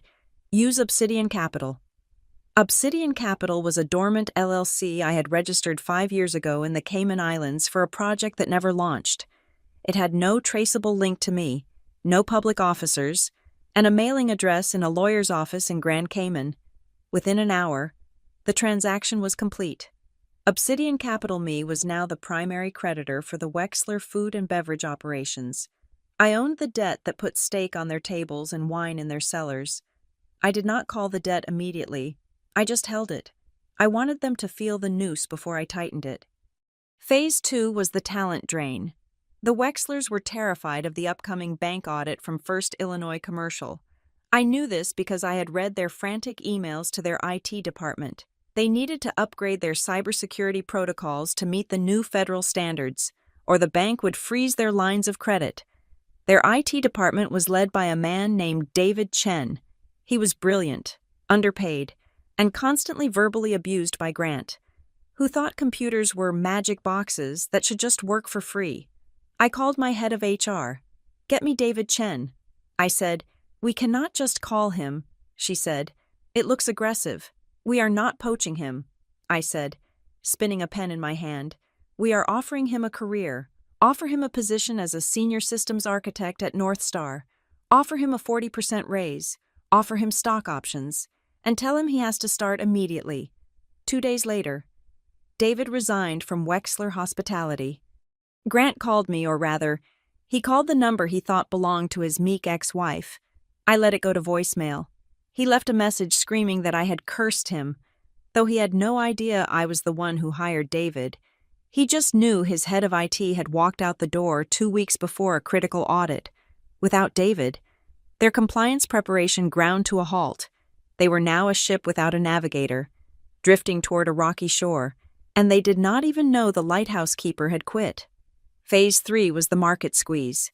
I picked up my personal phone and called the CEO of Crown Harbor Stays. His name was Arthur, and he was a fierce competitor of the Wexlers. We had served on a tech board together years ago. "Arthur," I said, "it is Violet." Violet Arthur's voice boomed. "I have not heard from you in ages. I heard you were taking a sabbatical," something like that. I said, "Listen, Arthur, I am looking at your holiday bookings for the Midwest region. They look a little soft." "They are," he admitted. "The economy is down. I have a proposal." I said, "North Star has a surplus of ad credits on several major travel platforms. We are looking to offload them as a tax write-off. I can funnel them to Crown Harbor. You can run a flash sale. 50% off all luxury suites in Briar Glen and Lake Haven for the entire month of December." Arthur went silent. 50%, he asked. "That is below cost. I will subsidize the difference." I said, anonymously, "Of course, through a marketing grant." Why, Arthur asked, suspicious. "Let us just say I am not a fan of your competition." I said. Arthur laughed. "I do not ask questions when money falls from the sky. Let us do it." 3 days later, Crown Harbor launched a massive Winter Wonderland sale. Their billboards went up right next to the Wexler properties. Their ads flooded social media. The impact was immediate. Wexler Hospitality, which relied on holiday bookings to cover their Q4 losses, saw a massive drop in reservations. Cancellations poured in as guests switched to the cheaper, nicer Crown Harbor hotels. I watched the daily revenue reports of the Wexler chain, which I could access because I had bought their debt turn redder and redder. Phase 4 was the divorce. My lawyer sent the papers to Grant. We did not ask for alimony. We did not ask for the house. We did not ask for a share of the business.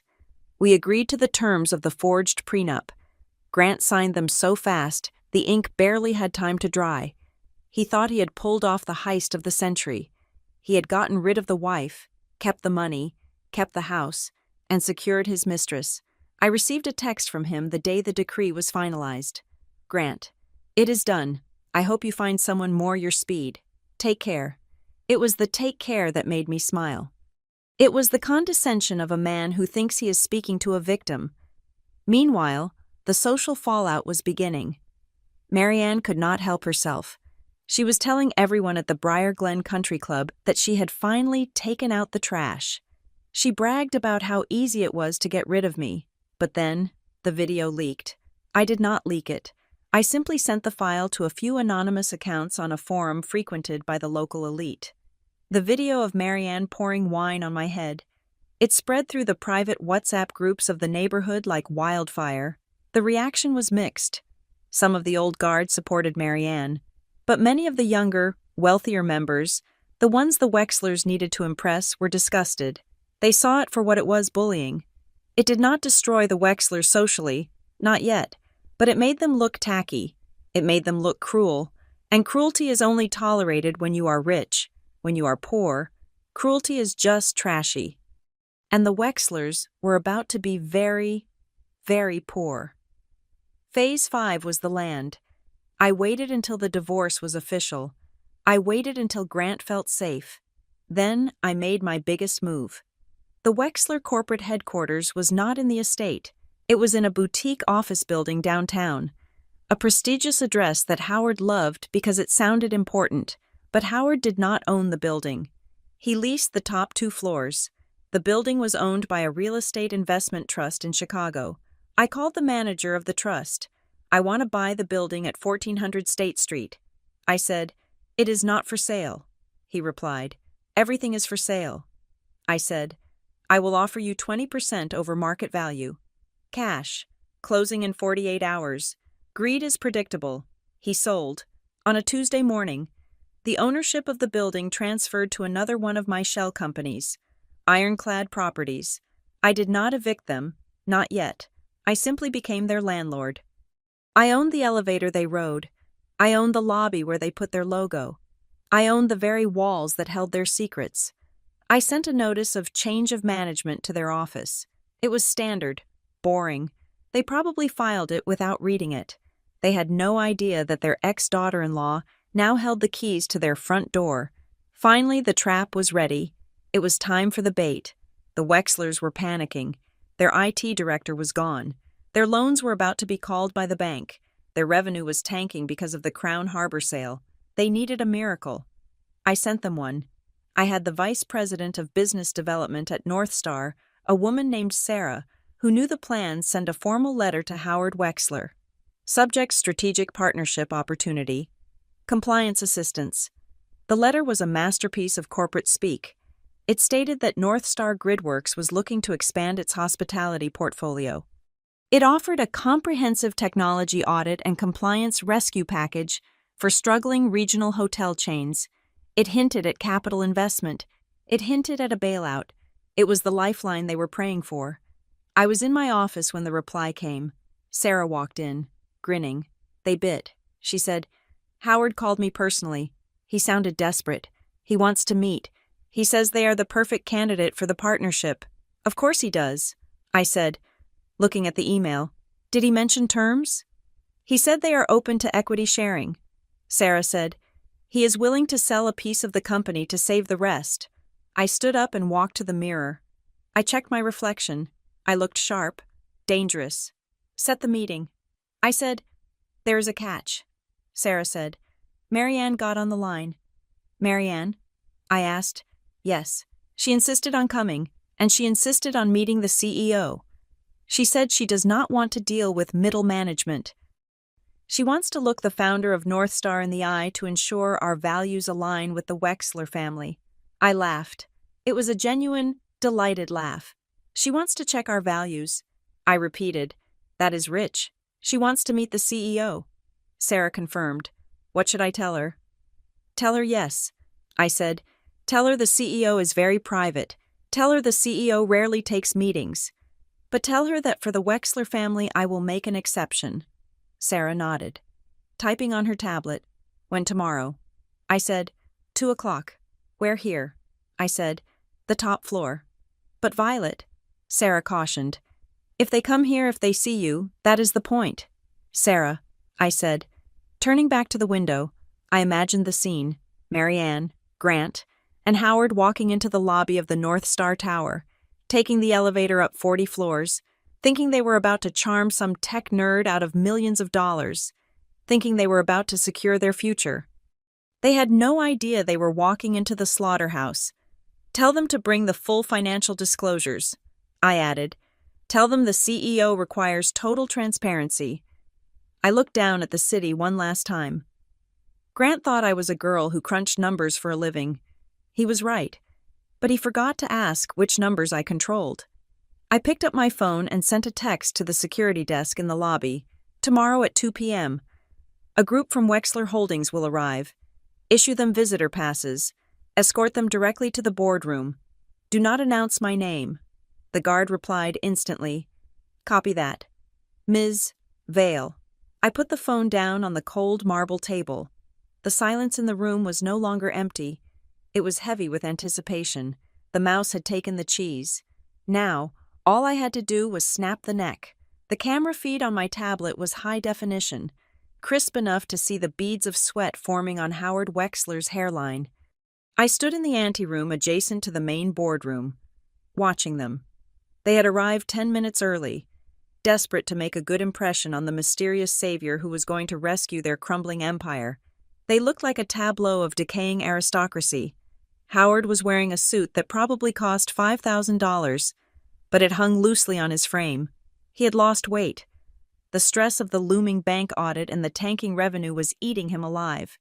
He kept tapping his fingers on the mahogany table, a nervous, staccato rhythm that betrayed his fear. Marianne sat to his right. She was dressed for battle in a Chanel suit.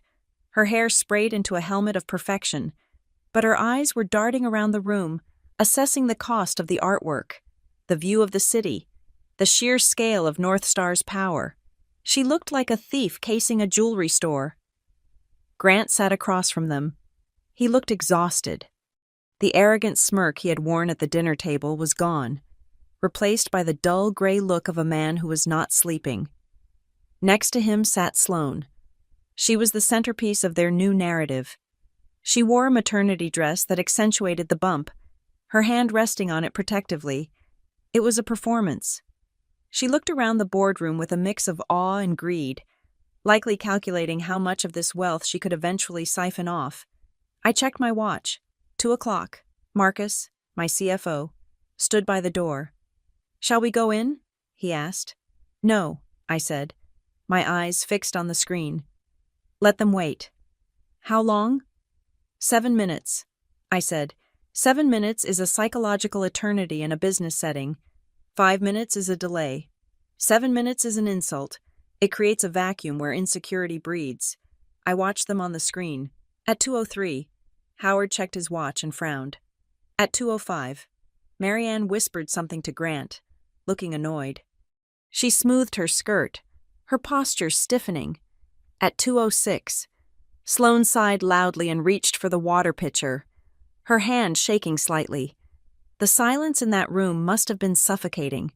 They were surrounded by the symbols of success, the glass walls, the sprawling view of Chicago, the heavy scent of leather and money, and they were realizing just how small they were in comparison. At 2:07, I nodded to Marcus. "Now," I said. We walked down the corridor. My heels struck the marble floor with a distinct, rhythmic click. It was the sound of approaching judgment. Elena, my general counsel, walked on my left. Marcus walked on my right. I walked in the center, wearing a midnight blue suit that was tailored to within a millimeter of perfection. My hair was pulled back in a severe, elegant knot. I wore no jewelry except for a single, platinum watch. The guard opened the double-glass doors. The sound of the heavy doors swinging open cut through the stagnant air of the boardroom.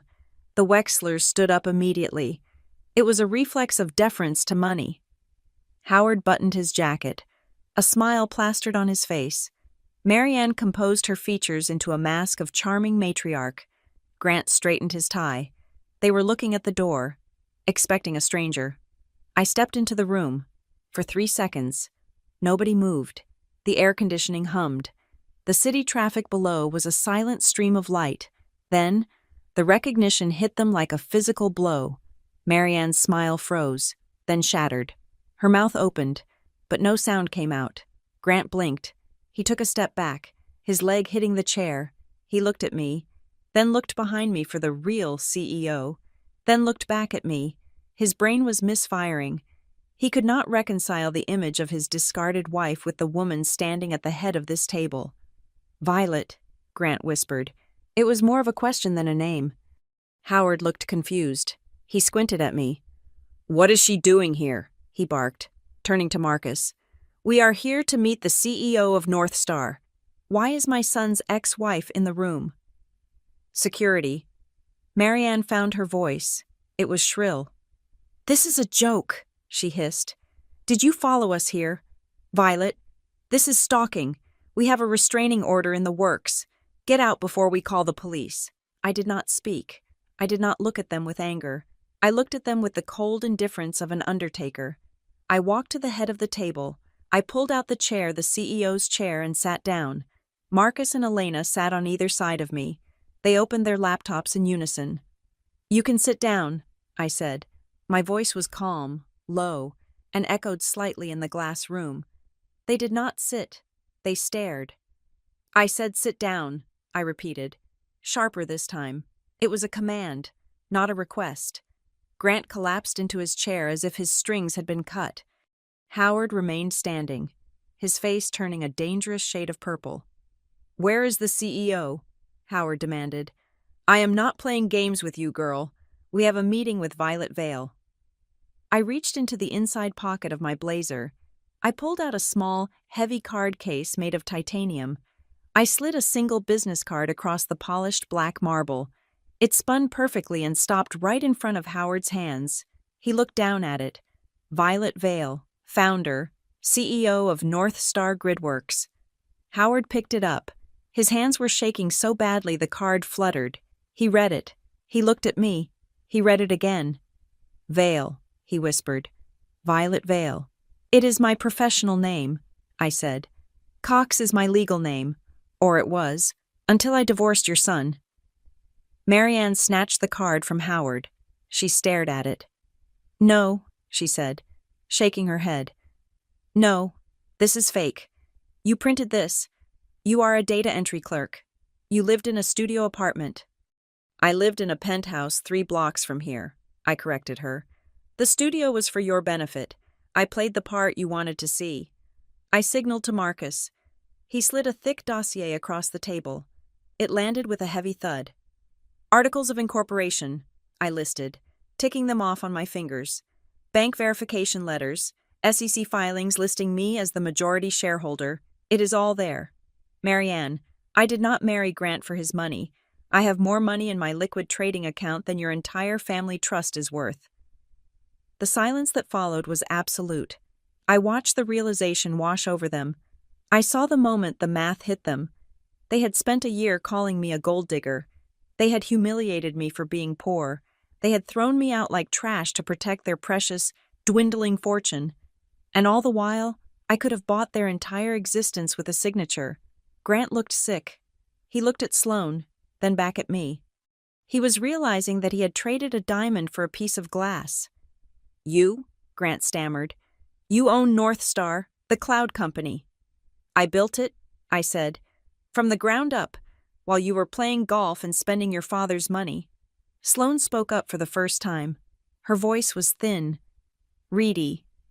This has to be a lie, she said, looking at Grant. She is lying. She is just trying to make us jealous. I turned my gaze to Sloane. It was the first time I had acknowledged her. Ms. Mercer, I said, you have $60,000 in credit card debt currently held by a collection agency in New Jersey. Your mortgage is 3 months in arrears. The lease on your Range Rover is being paid by Marianne Wexler.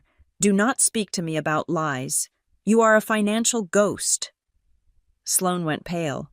She slumped back in her chair, shielding her stomach as if I had physically struck her. Howard finally sat down. He looked deflated. The fight had left him. He was a businessman, and he knew when he was outgunned. Why are we here? Howard asked, his voice rasping. If you are who you say you are, why take the meeting just to gloat? I do not have time to gloat.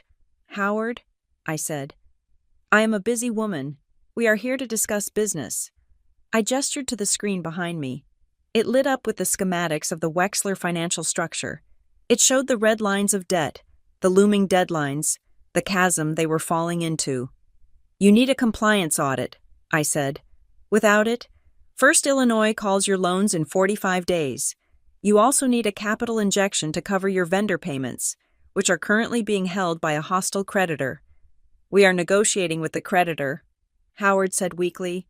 No, you are not, I said, because the creditor is me. Howard's eyes widened. I bought your commercial paper last week, I said. I own the debt on your kitchens. I own the debt on your linens. If I snap my fingers, your hotels stop serving food tomorrow. Marianne made a sound like a wounded animal. You are evil, she whispered. You lived in our house. You ate at our table. And you do this? I sat at your table, I corrected. And you poured wine on my head. You called me a stray. You treated me like an object. I am just treating you like a business asset. Marianne, is that not what you taught me? Values. Grant put his head in his hands. Violet, please, he said. We can fix this. I did not know. If I had known. If you had known I was rich, you would have treated me better. I asked. Is that your defense, Grant? That you are only decent to people who can pay you? He did not answer. The truth was too ugly to speak aloud. But that is not why we are really here, I said, leaning forward. We are here because I want to clear the air. I want you to understand exactly what happened to your marriage. Grant, because you seem confused.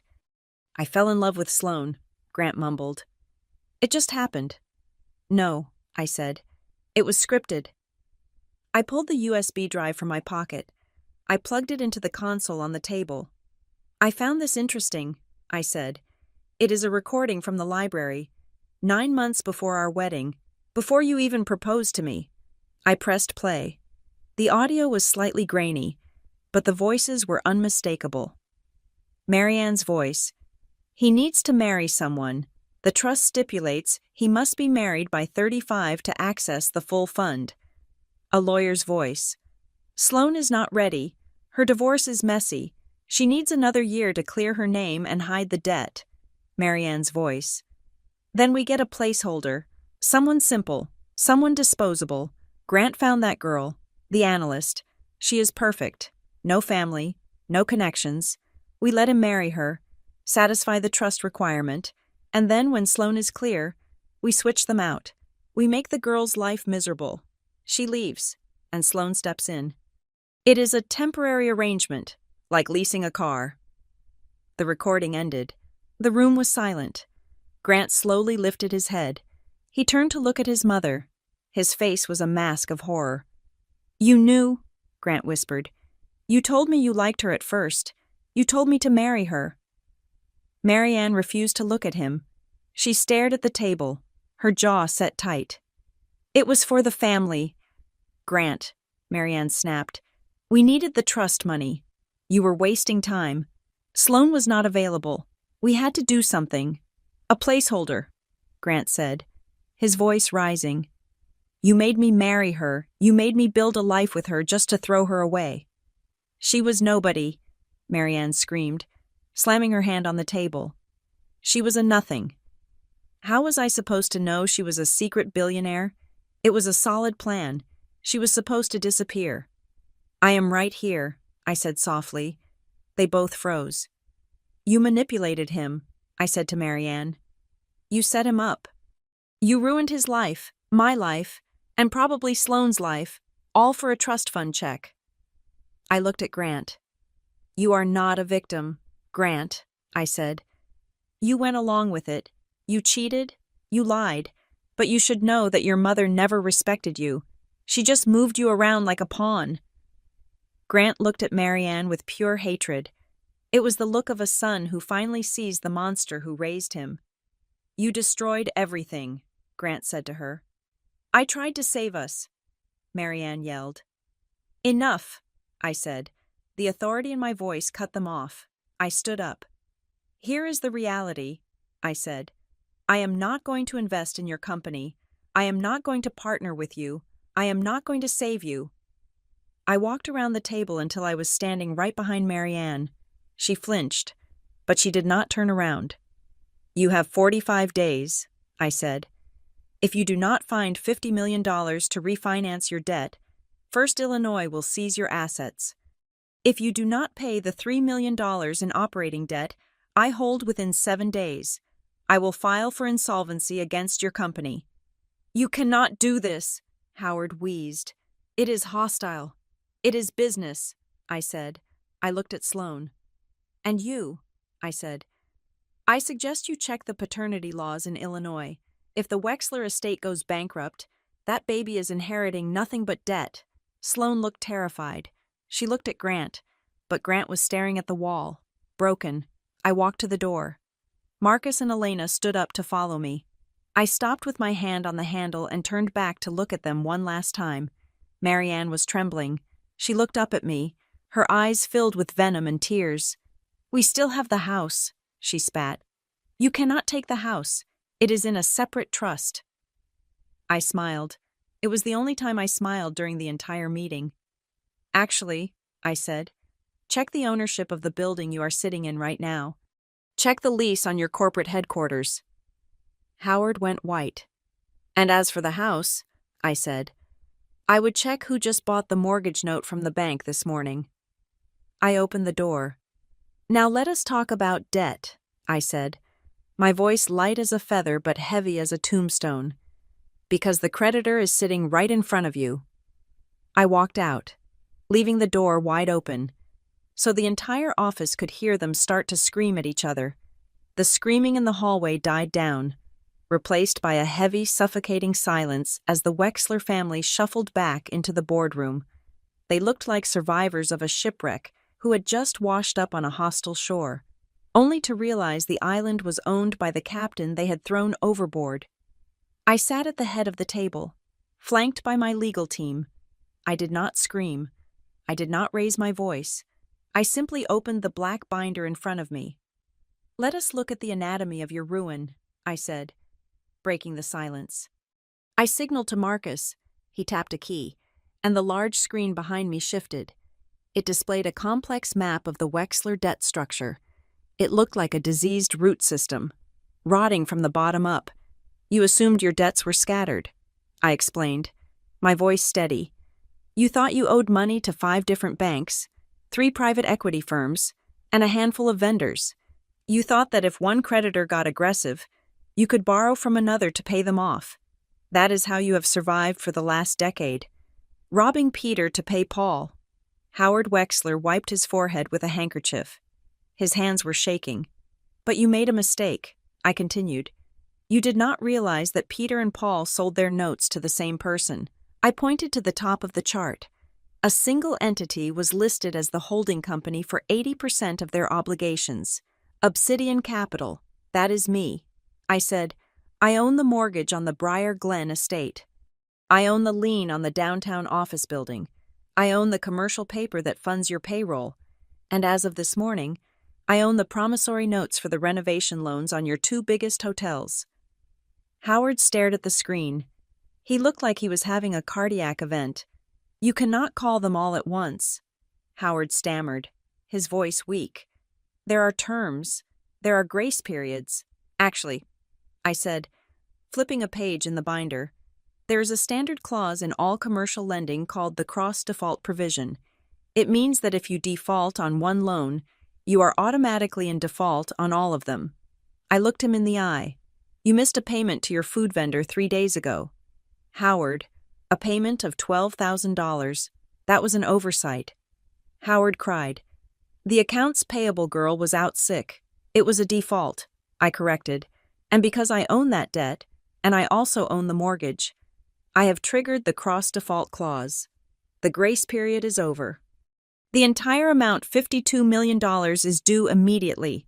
Paisley, who had been sitting in stunned silence, suddenly stood up. Her chair scraped violently against the floor. "You want to kill us?" she screamed, her face blotchy with tears. "You are doing this on purpose. You are a monster. How are we supposed to live? I have a lease on my apartment. I have bills." I looked at Paisley. She was wearing a bracelet that cost more than my father made in a year. "You are young." "Paisley," I said coldly, "the job market is robust. I hear Starbucks is hiring. They offer excellent health benefits." Paisley let out a shriek of rage and looked at her father. "Daddy, do something. She is ruining everything." Marianne leaned forward. Her eyes were full of venom. "You are enjoying this," she hissed. "You are a sad, vindictive little girl. We took you in. We gave you a home. And because of one spilled glass of wine, you destroy a family legacy. You are evil." "Violet." I closed the binder with a snap. The sound was like a gunshot in the quiet room. "One spilled glass of wine," I repeated. I stood up slowly. I walked over to the window, looking out at the gray sky. It was not about the wine, Marianne. The wine was just the punctuation mark. It was about the 9 months before that. It was about the way you looked at me like I was a stain on your carpet. It was about the way you made me feel small so you could feel big. I turned back to face them.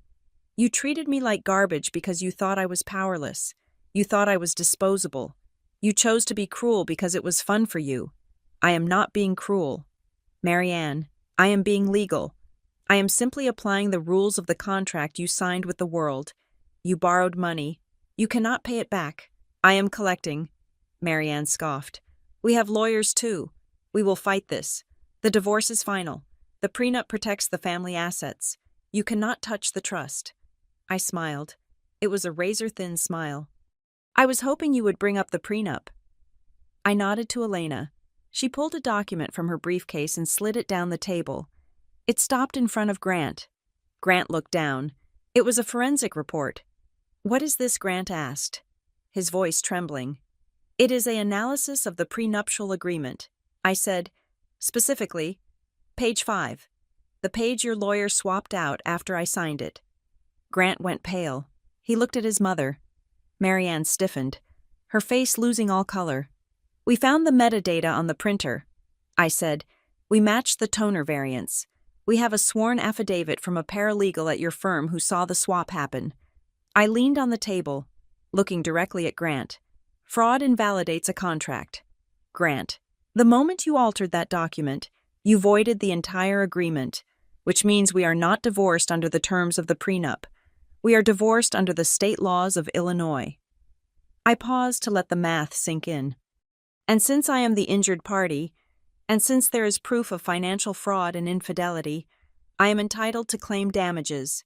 I can petition the court to freeze the family trust until the division of assets is recalculated. I can tie your money up in litigation for 10 years. Grant looked at me with horror. He realized that the clean break he thought he had won was actually a landmine. "But I do not want your money," I said, straightening up. "I have enough of my own." I looked at Sloane. She was trying to make herself invisible, shrinking into her chair. "I do want the truth, though," I said. I picked up the remote again. "Grant," I said, "you claim you left me because you fell in love with Sloane. You said she was your soulmate. You said she was the mother of your child." Grant nodded dumbly. I brought up a new slide. It was a series of screenshots, text messages. These were recovered from Sloane's phone. I said, "Do not ask me how I got them. Just read them." The messages were projected in 10-foot-tall letters on the wall. Sloane to friend. "He is such an idiot. He actually believes the condom broke." Sloane to Marianne. "I have him locked down. The test is positive. Once the baby is here, the trust fund opens up, and I can finally pay off my credit cards." Sloane to friend. "I do not care about him. I just need the Wexler name. I am tired of being broke. Once we are married, I can hire a nanny and ignore him." The room was deathly silent. Grant stared at the screen. He read the words over and over again. "He is such an idiot. I do not care about him." He turned to Sloane. His face was a mixture of heartbreak and humiliation that was painful to watch. "You said," Grant whispered, "you said it was a miracle. You said you loved me." Sloane's face crumbled. She stood up, her hands shaking. "That is fake," she screamed, pointing at me. "She faked those. She is a tech genius, right? She photoshopped them." Grant looked at Sloane. He looked at her panic. He looked at the guilt written all over her face. He stood up. "You trapped me," he said. His voice broke. "You and my mother. You both trapped me. Grant, please." Sloane sobbed, reaching for him. "I had to. I was drowning in debt. I did it for us." "Don't touch me," Grant shouted. Recoiling from her, he looked at his mother. Marianne was staring straight ahead, refusing to engage. She knew the game was up. She had bet everything on Sloane, and the horse had just broken its leg. I tapped the table. "Focus," I said. "The soap opera is over. Now we deal with the reality." I looked at Howard. He was the only one who mattered now. He was the signatory. "Here is the deal." "Howard," I said. I slid a single sheet of paper across the table. "This is a deed in lieu of foreclosure," I explained. "It transfers the title of the Briar Glen estate, the downtown office building, and the 3 primary hotels to my holding company." Howard looked at the paper as if it were a death warrant. "If you sign this," I said, "I will forgive the remaining debt. I will allow you to keep your personal pensions. I will not report the embezzlement and the wire fraud to the FBI. You walk away broke, but you walk away free. And if I do not?" Howard asked, his voice barely a whisper. "If you do not?" I said, "I hand the file on Greenbrier Consultants to the United States Attorney's Office this afternoon. You go to federal prison for bank fraud. Marianne goes down for conspiracy, and I take the assets anyway through bankruptcy court." Howard looked at Marianne. She was weeping silently now, the tears ruining her perfect makeup. He looked at Paisley, who was sobbing into her hands. He looked at Grant, who was staring at the wall like a catatonic. He picked up the pen. Howard. No. Marianne gasped. You cannot give her the house. It has been in the family for 4 generations. It is not our house anymore, Marianne, Howard said, his voice defeated. It is hers. It has been hers for months. We are just squatters. He lowered the pen to the paper, but he hesitated. His pride flared up one last time. He looked at me, and I saw a flash of the old arrogance. You are bluffing, Howard said. You would not send the father of your ex-husband to prison. It would look bad for your company. Bad press. You are a public figure now. You want a quiet win. He put the pen down. I need more time, Howard said, leaning back. I want to renegotiate the valuation. The hotels are worth more than the debt. I stared at him. He was trying to haggle. He was standing on the edge of a volcano, trying to negotiate the temperature of the lava. I shook my head. Wrong answer. Howard. I picked up my phone. I dialed a number on speaker. Yes. Ms. Vale Marcus's voice filled the room. Execute Plan B. I said. Understood, Marcus said. What is Plan B? Howard asked, a flicker of panic returning to his eyes. I did not answer. 10 seconds later, Howard's phone rang. Then Grant's phone rang. Then the landline in the corner of the boardroom rang. Howard answered his cell. Wexler. He barked. He listened. His face went from pale to gray. What do you mean? Frozen, he shouted. That is our operating account. You cannot freeze payroll. We have checks going out tomorrow. He listened for another moment, then dropped the phone to the table. He looked at me with pure terror. First Illinois just froze all our accounts, he whispered. They said they received a notification of material adverse change from a primary creditor. That would be me, I said calmly. Grant looked at his phone. My credit cards are declined. Grant said, I just got an alert. All of them. Marianne's phone buzzed. She looked at it and gasped. The club, she said, her hand flying to her mouth. The country club just revoked our membership. They said our automatic payment bounced. It is a domino effect, I explained, watching them crumble. When the primary lender declares a default, the credit bureaus are notified instantly. Your credit rating just dropped to 0. Howard, every vendor, every bank, every partner you have just got an alert that you are insolvent. By the time you leave this building, I continued, the news will be on the financial blogs. Wexler Empire collapses. Your suppliers will stop their trucks.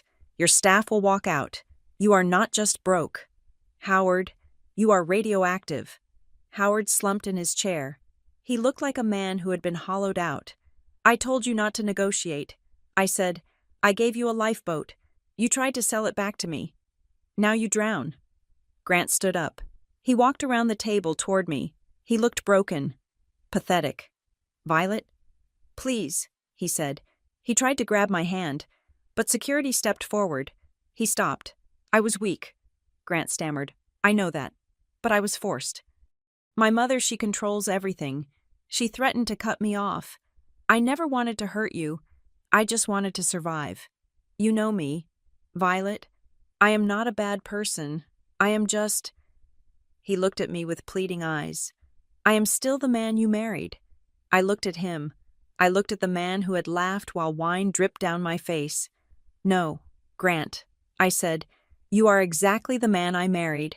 A coward. A man who chooses the easy path every single time. You chose the money over me. Then you chose the mistress over the money. Now you are trying to choose me again because I have the money. I leaned in close. You are not a victim, Grant. You are a prostitute. You just have a very low price.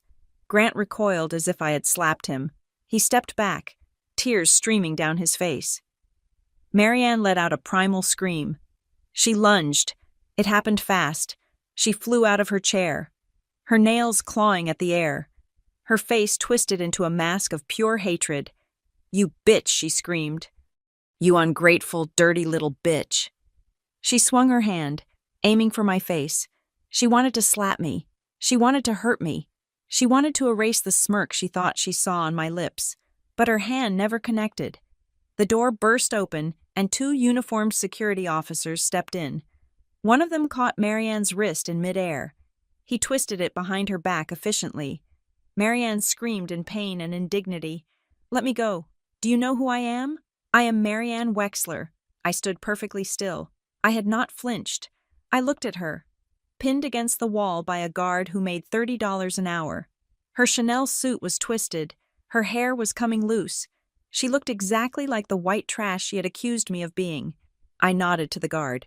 "You can let her go," I said. The guard released her. Marianne stumbled, rubbing her wrist, breathing heavily. She glared at me, panting. I adjusted my blazer. I picked up my file. "Assault," I said calmly. "Attempted assault in a corporate environment, captured on 4 high-definition cameras." I looked at Marianne. "That will be useful for the restraining order." I turned to Marcus. "Draft the surrender papers again." I said, "But lower the offer. We are not forgiving the personal debt anymore. We are taking everything. The house, the cars, the jewelry. If they want to stay out of prison, they leave with the clothes on their backs." I looked at Marianne one last time. "Behavior noted." I said, "Thank you." I turned and walked toward the private elevator, leaving them in the ruins of their own making. I did not look back. I did not need to. The sound of their silence was the sweetest music I had ever heard. The courtroom was silent, save for the hum of the ventilation system and the rustling of paper as Judge Holloway turned the page of the forensic report. We were not in a family court anymore. We were in the Superior Court of Cook County, and the air smelled of floor wax and impending doom. I sat at the plaintiff's table, my spine pressed against the hard wood of the chair. I was not wearing the red dress from that night, nor the power suits of the boardroom. I wore white, pure, stark white. It was a psychological choice. I wanted to look like the ghost of the woman they had murdered. Grant sat across from me. He looked like a man who had not slept in a week. His suit was rumpled. His eyes were red. Marianne sat in the gallery behind him, her hands gripping her purse so tightly her knuckles were white. My lawyer, a shark named Eleanor, who billed $800 an hour, stood up. "Your Honor," Eleanor said, her voice clear and cutting. "We are submitting Exhibit C, the forensic analysis of the prenuptial agreement." She walked to the bench and handed over the file. "As the court can see," Eleanor continued, "the toner density on page 5 does not match the rest of the document.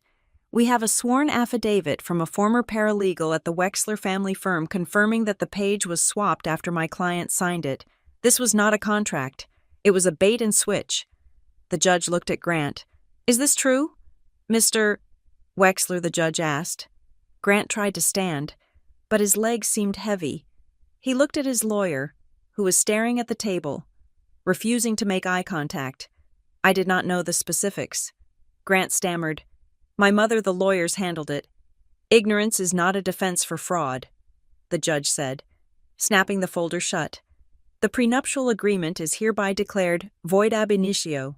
We will proceed under standard Illinois equitable distribution laws." Marianne let out a gasp from the gallery. Void meant they were exposed. Void meant I had a claim on everything acquired during the marriage. Void meant the shield was gone. But I was not done. "Your Honor," Eleanor said, "we also submit Exhibit D, a video recording taken on the night of November 12th. I watched Grant flinch. He knew what was coming. The large monitors in the courtroom flickered to life. The scene played out in high definition, the elegant dining room, the crystal glasses, Marianne standing up, the red wine cascading over my head, and then the sound, the laughter. It filled the courtroom, echoing off the high ceilings. Grant's laughter, Marianne's laughter, Sloane's cruel, mocking giggle. I watched the jury. They were disgusted. One woman in the back row covered her mouth. The judge looked from the screen to the Wexler family with an expression of pure disdain. "This goes to character." "Your Honor," Eleanor said as the video ended, "this is the environment of emotional abuse my client was subjected to. It establishes the pattern of cruelty that justifies our claim for punitive damages." Grant had his head in his hands. He could not look at the screen. He could not look at me. While the court proceedings were dismantling their reputation, the financial world was dismantling their empire. My phone vibrated on the table. A text from Marcus. "It is done. The board voted." I allowed myself a small, imperceptible nod. Howard Wexler was not in court. He was currently in a closed-door meeting with the SEC and the Internal Audit Committee of Wexler Holdings. The evidence of his wire fraud, the transfers to Greenbrier Consultants, had been leaked to the press that morning. The headline on the Financial Times website read, "Wexler Hospitality CEO, under investigation for embezzlement." The reaction was immediate and brutal. The stock price of their publicly traded subsidiary plummeted 40% in 2 hours. The lenders, spooked by the fraud allegations, invoked the immediate repayment clauses. Howard was suspended from his own company. His access badges were deactivated. His accounts were frozen. The empire he had spent 40 years building was being carved up by auditors, and the assets were hitting the market. To cover the immediate liquidity crisis, the interim management team was forced to sell off the crown jewels, the 3 boutique hotels in Chicago, the vineyard in California, and the commercial mortgage notes. They were sold in a blind auction to the highest bidder. The buyer was a company called Vantage Point Ventures. The Wexlers did not know that Vantage Point Ventures was a wholly owned subsidiary of North Star Gridworks. I bought their legacy for 60 cents on the dollar. I bought the hotels where they had their weddings. I bought the vineyard where they spent their summers. I bought it all. Not with emotion, but with cold, hard cash. But the final blow, the one that would shatter Grant completely, was yet to come. We were in a recess. I was standing in the hallway, drinking water. Grant walked over to me. He looked like a ghost. "Violet," he said. His voice was cracked. I did not turn to face him. I stared out the window at the gray Chicago skyline. "Please," Grant said. "You have won. You proved your point. The prenup is gone. The business is crashing. Can we just stop? I will give you whatever you want. Just stop the bleeding." I turned slowly. "I want the truth about Sloan." I said. "Sloan is innocent in this," Grant said, his eyes shifting away. "She is carrying my child. Violet, have some mercy for the baby." I signaled to Eleanor. She handed me a manila envelope. I opened it and pulled out a single sheet of paper. It was a medical record. We subpoenaed Sloane's medical history as part of the discovery for the infidelity timeline. I said, "We wanted to confirm the date of conception to prove adultery." I held the paper up. "Grant, look at this." He squinted at the paper. It was a surgical record from a clinic in Miami, dated 4 years ago. Procedure tubal ligation. Patient Sloan Mercer. Grant stared at the words. He blinked. He shook his head. "I do not understand." He whispered, "Tubal ligation."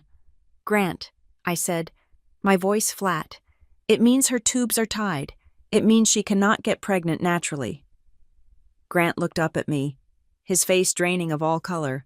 "But she has ultrasounds." He said, "She has the bump. She has a silicone pad and a printer." I said, "She bought the ultrasounds online. You can order them for $20.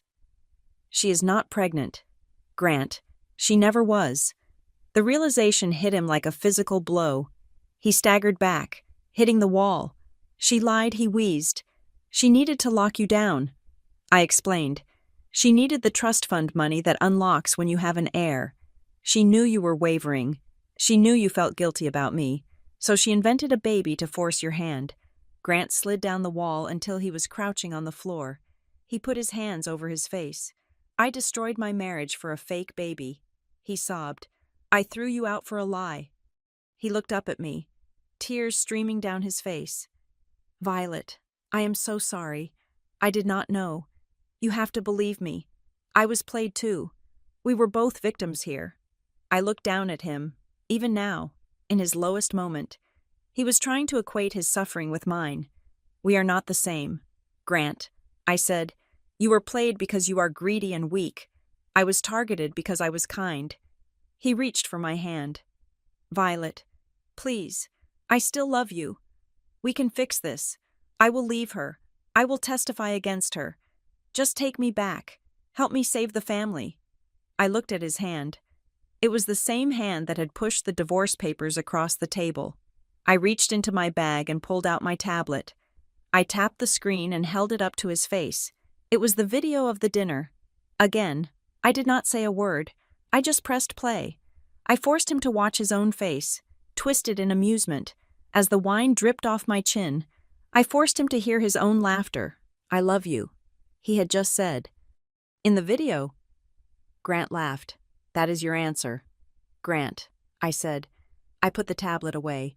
"You do not love me. You just realized I'm the only person left with a lifeboat, but I'm not here to save you.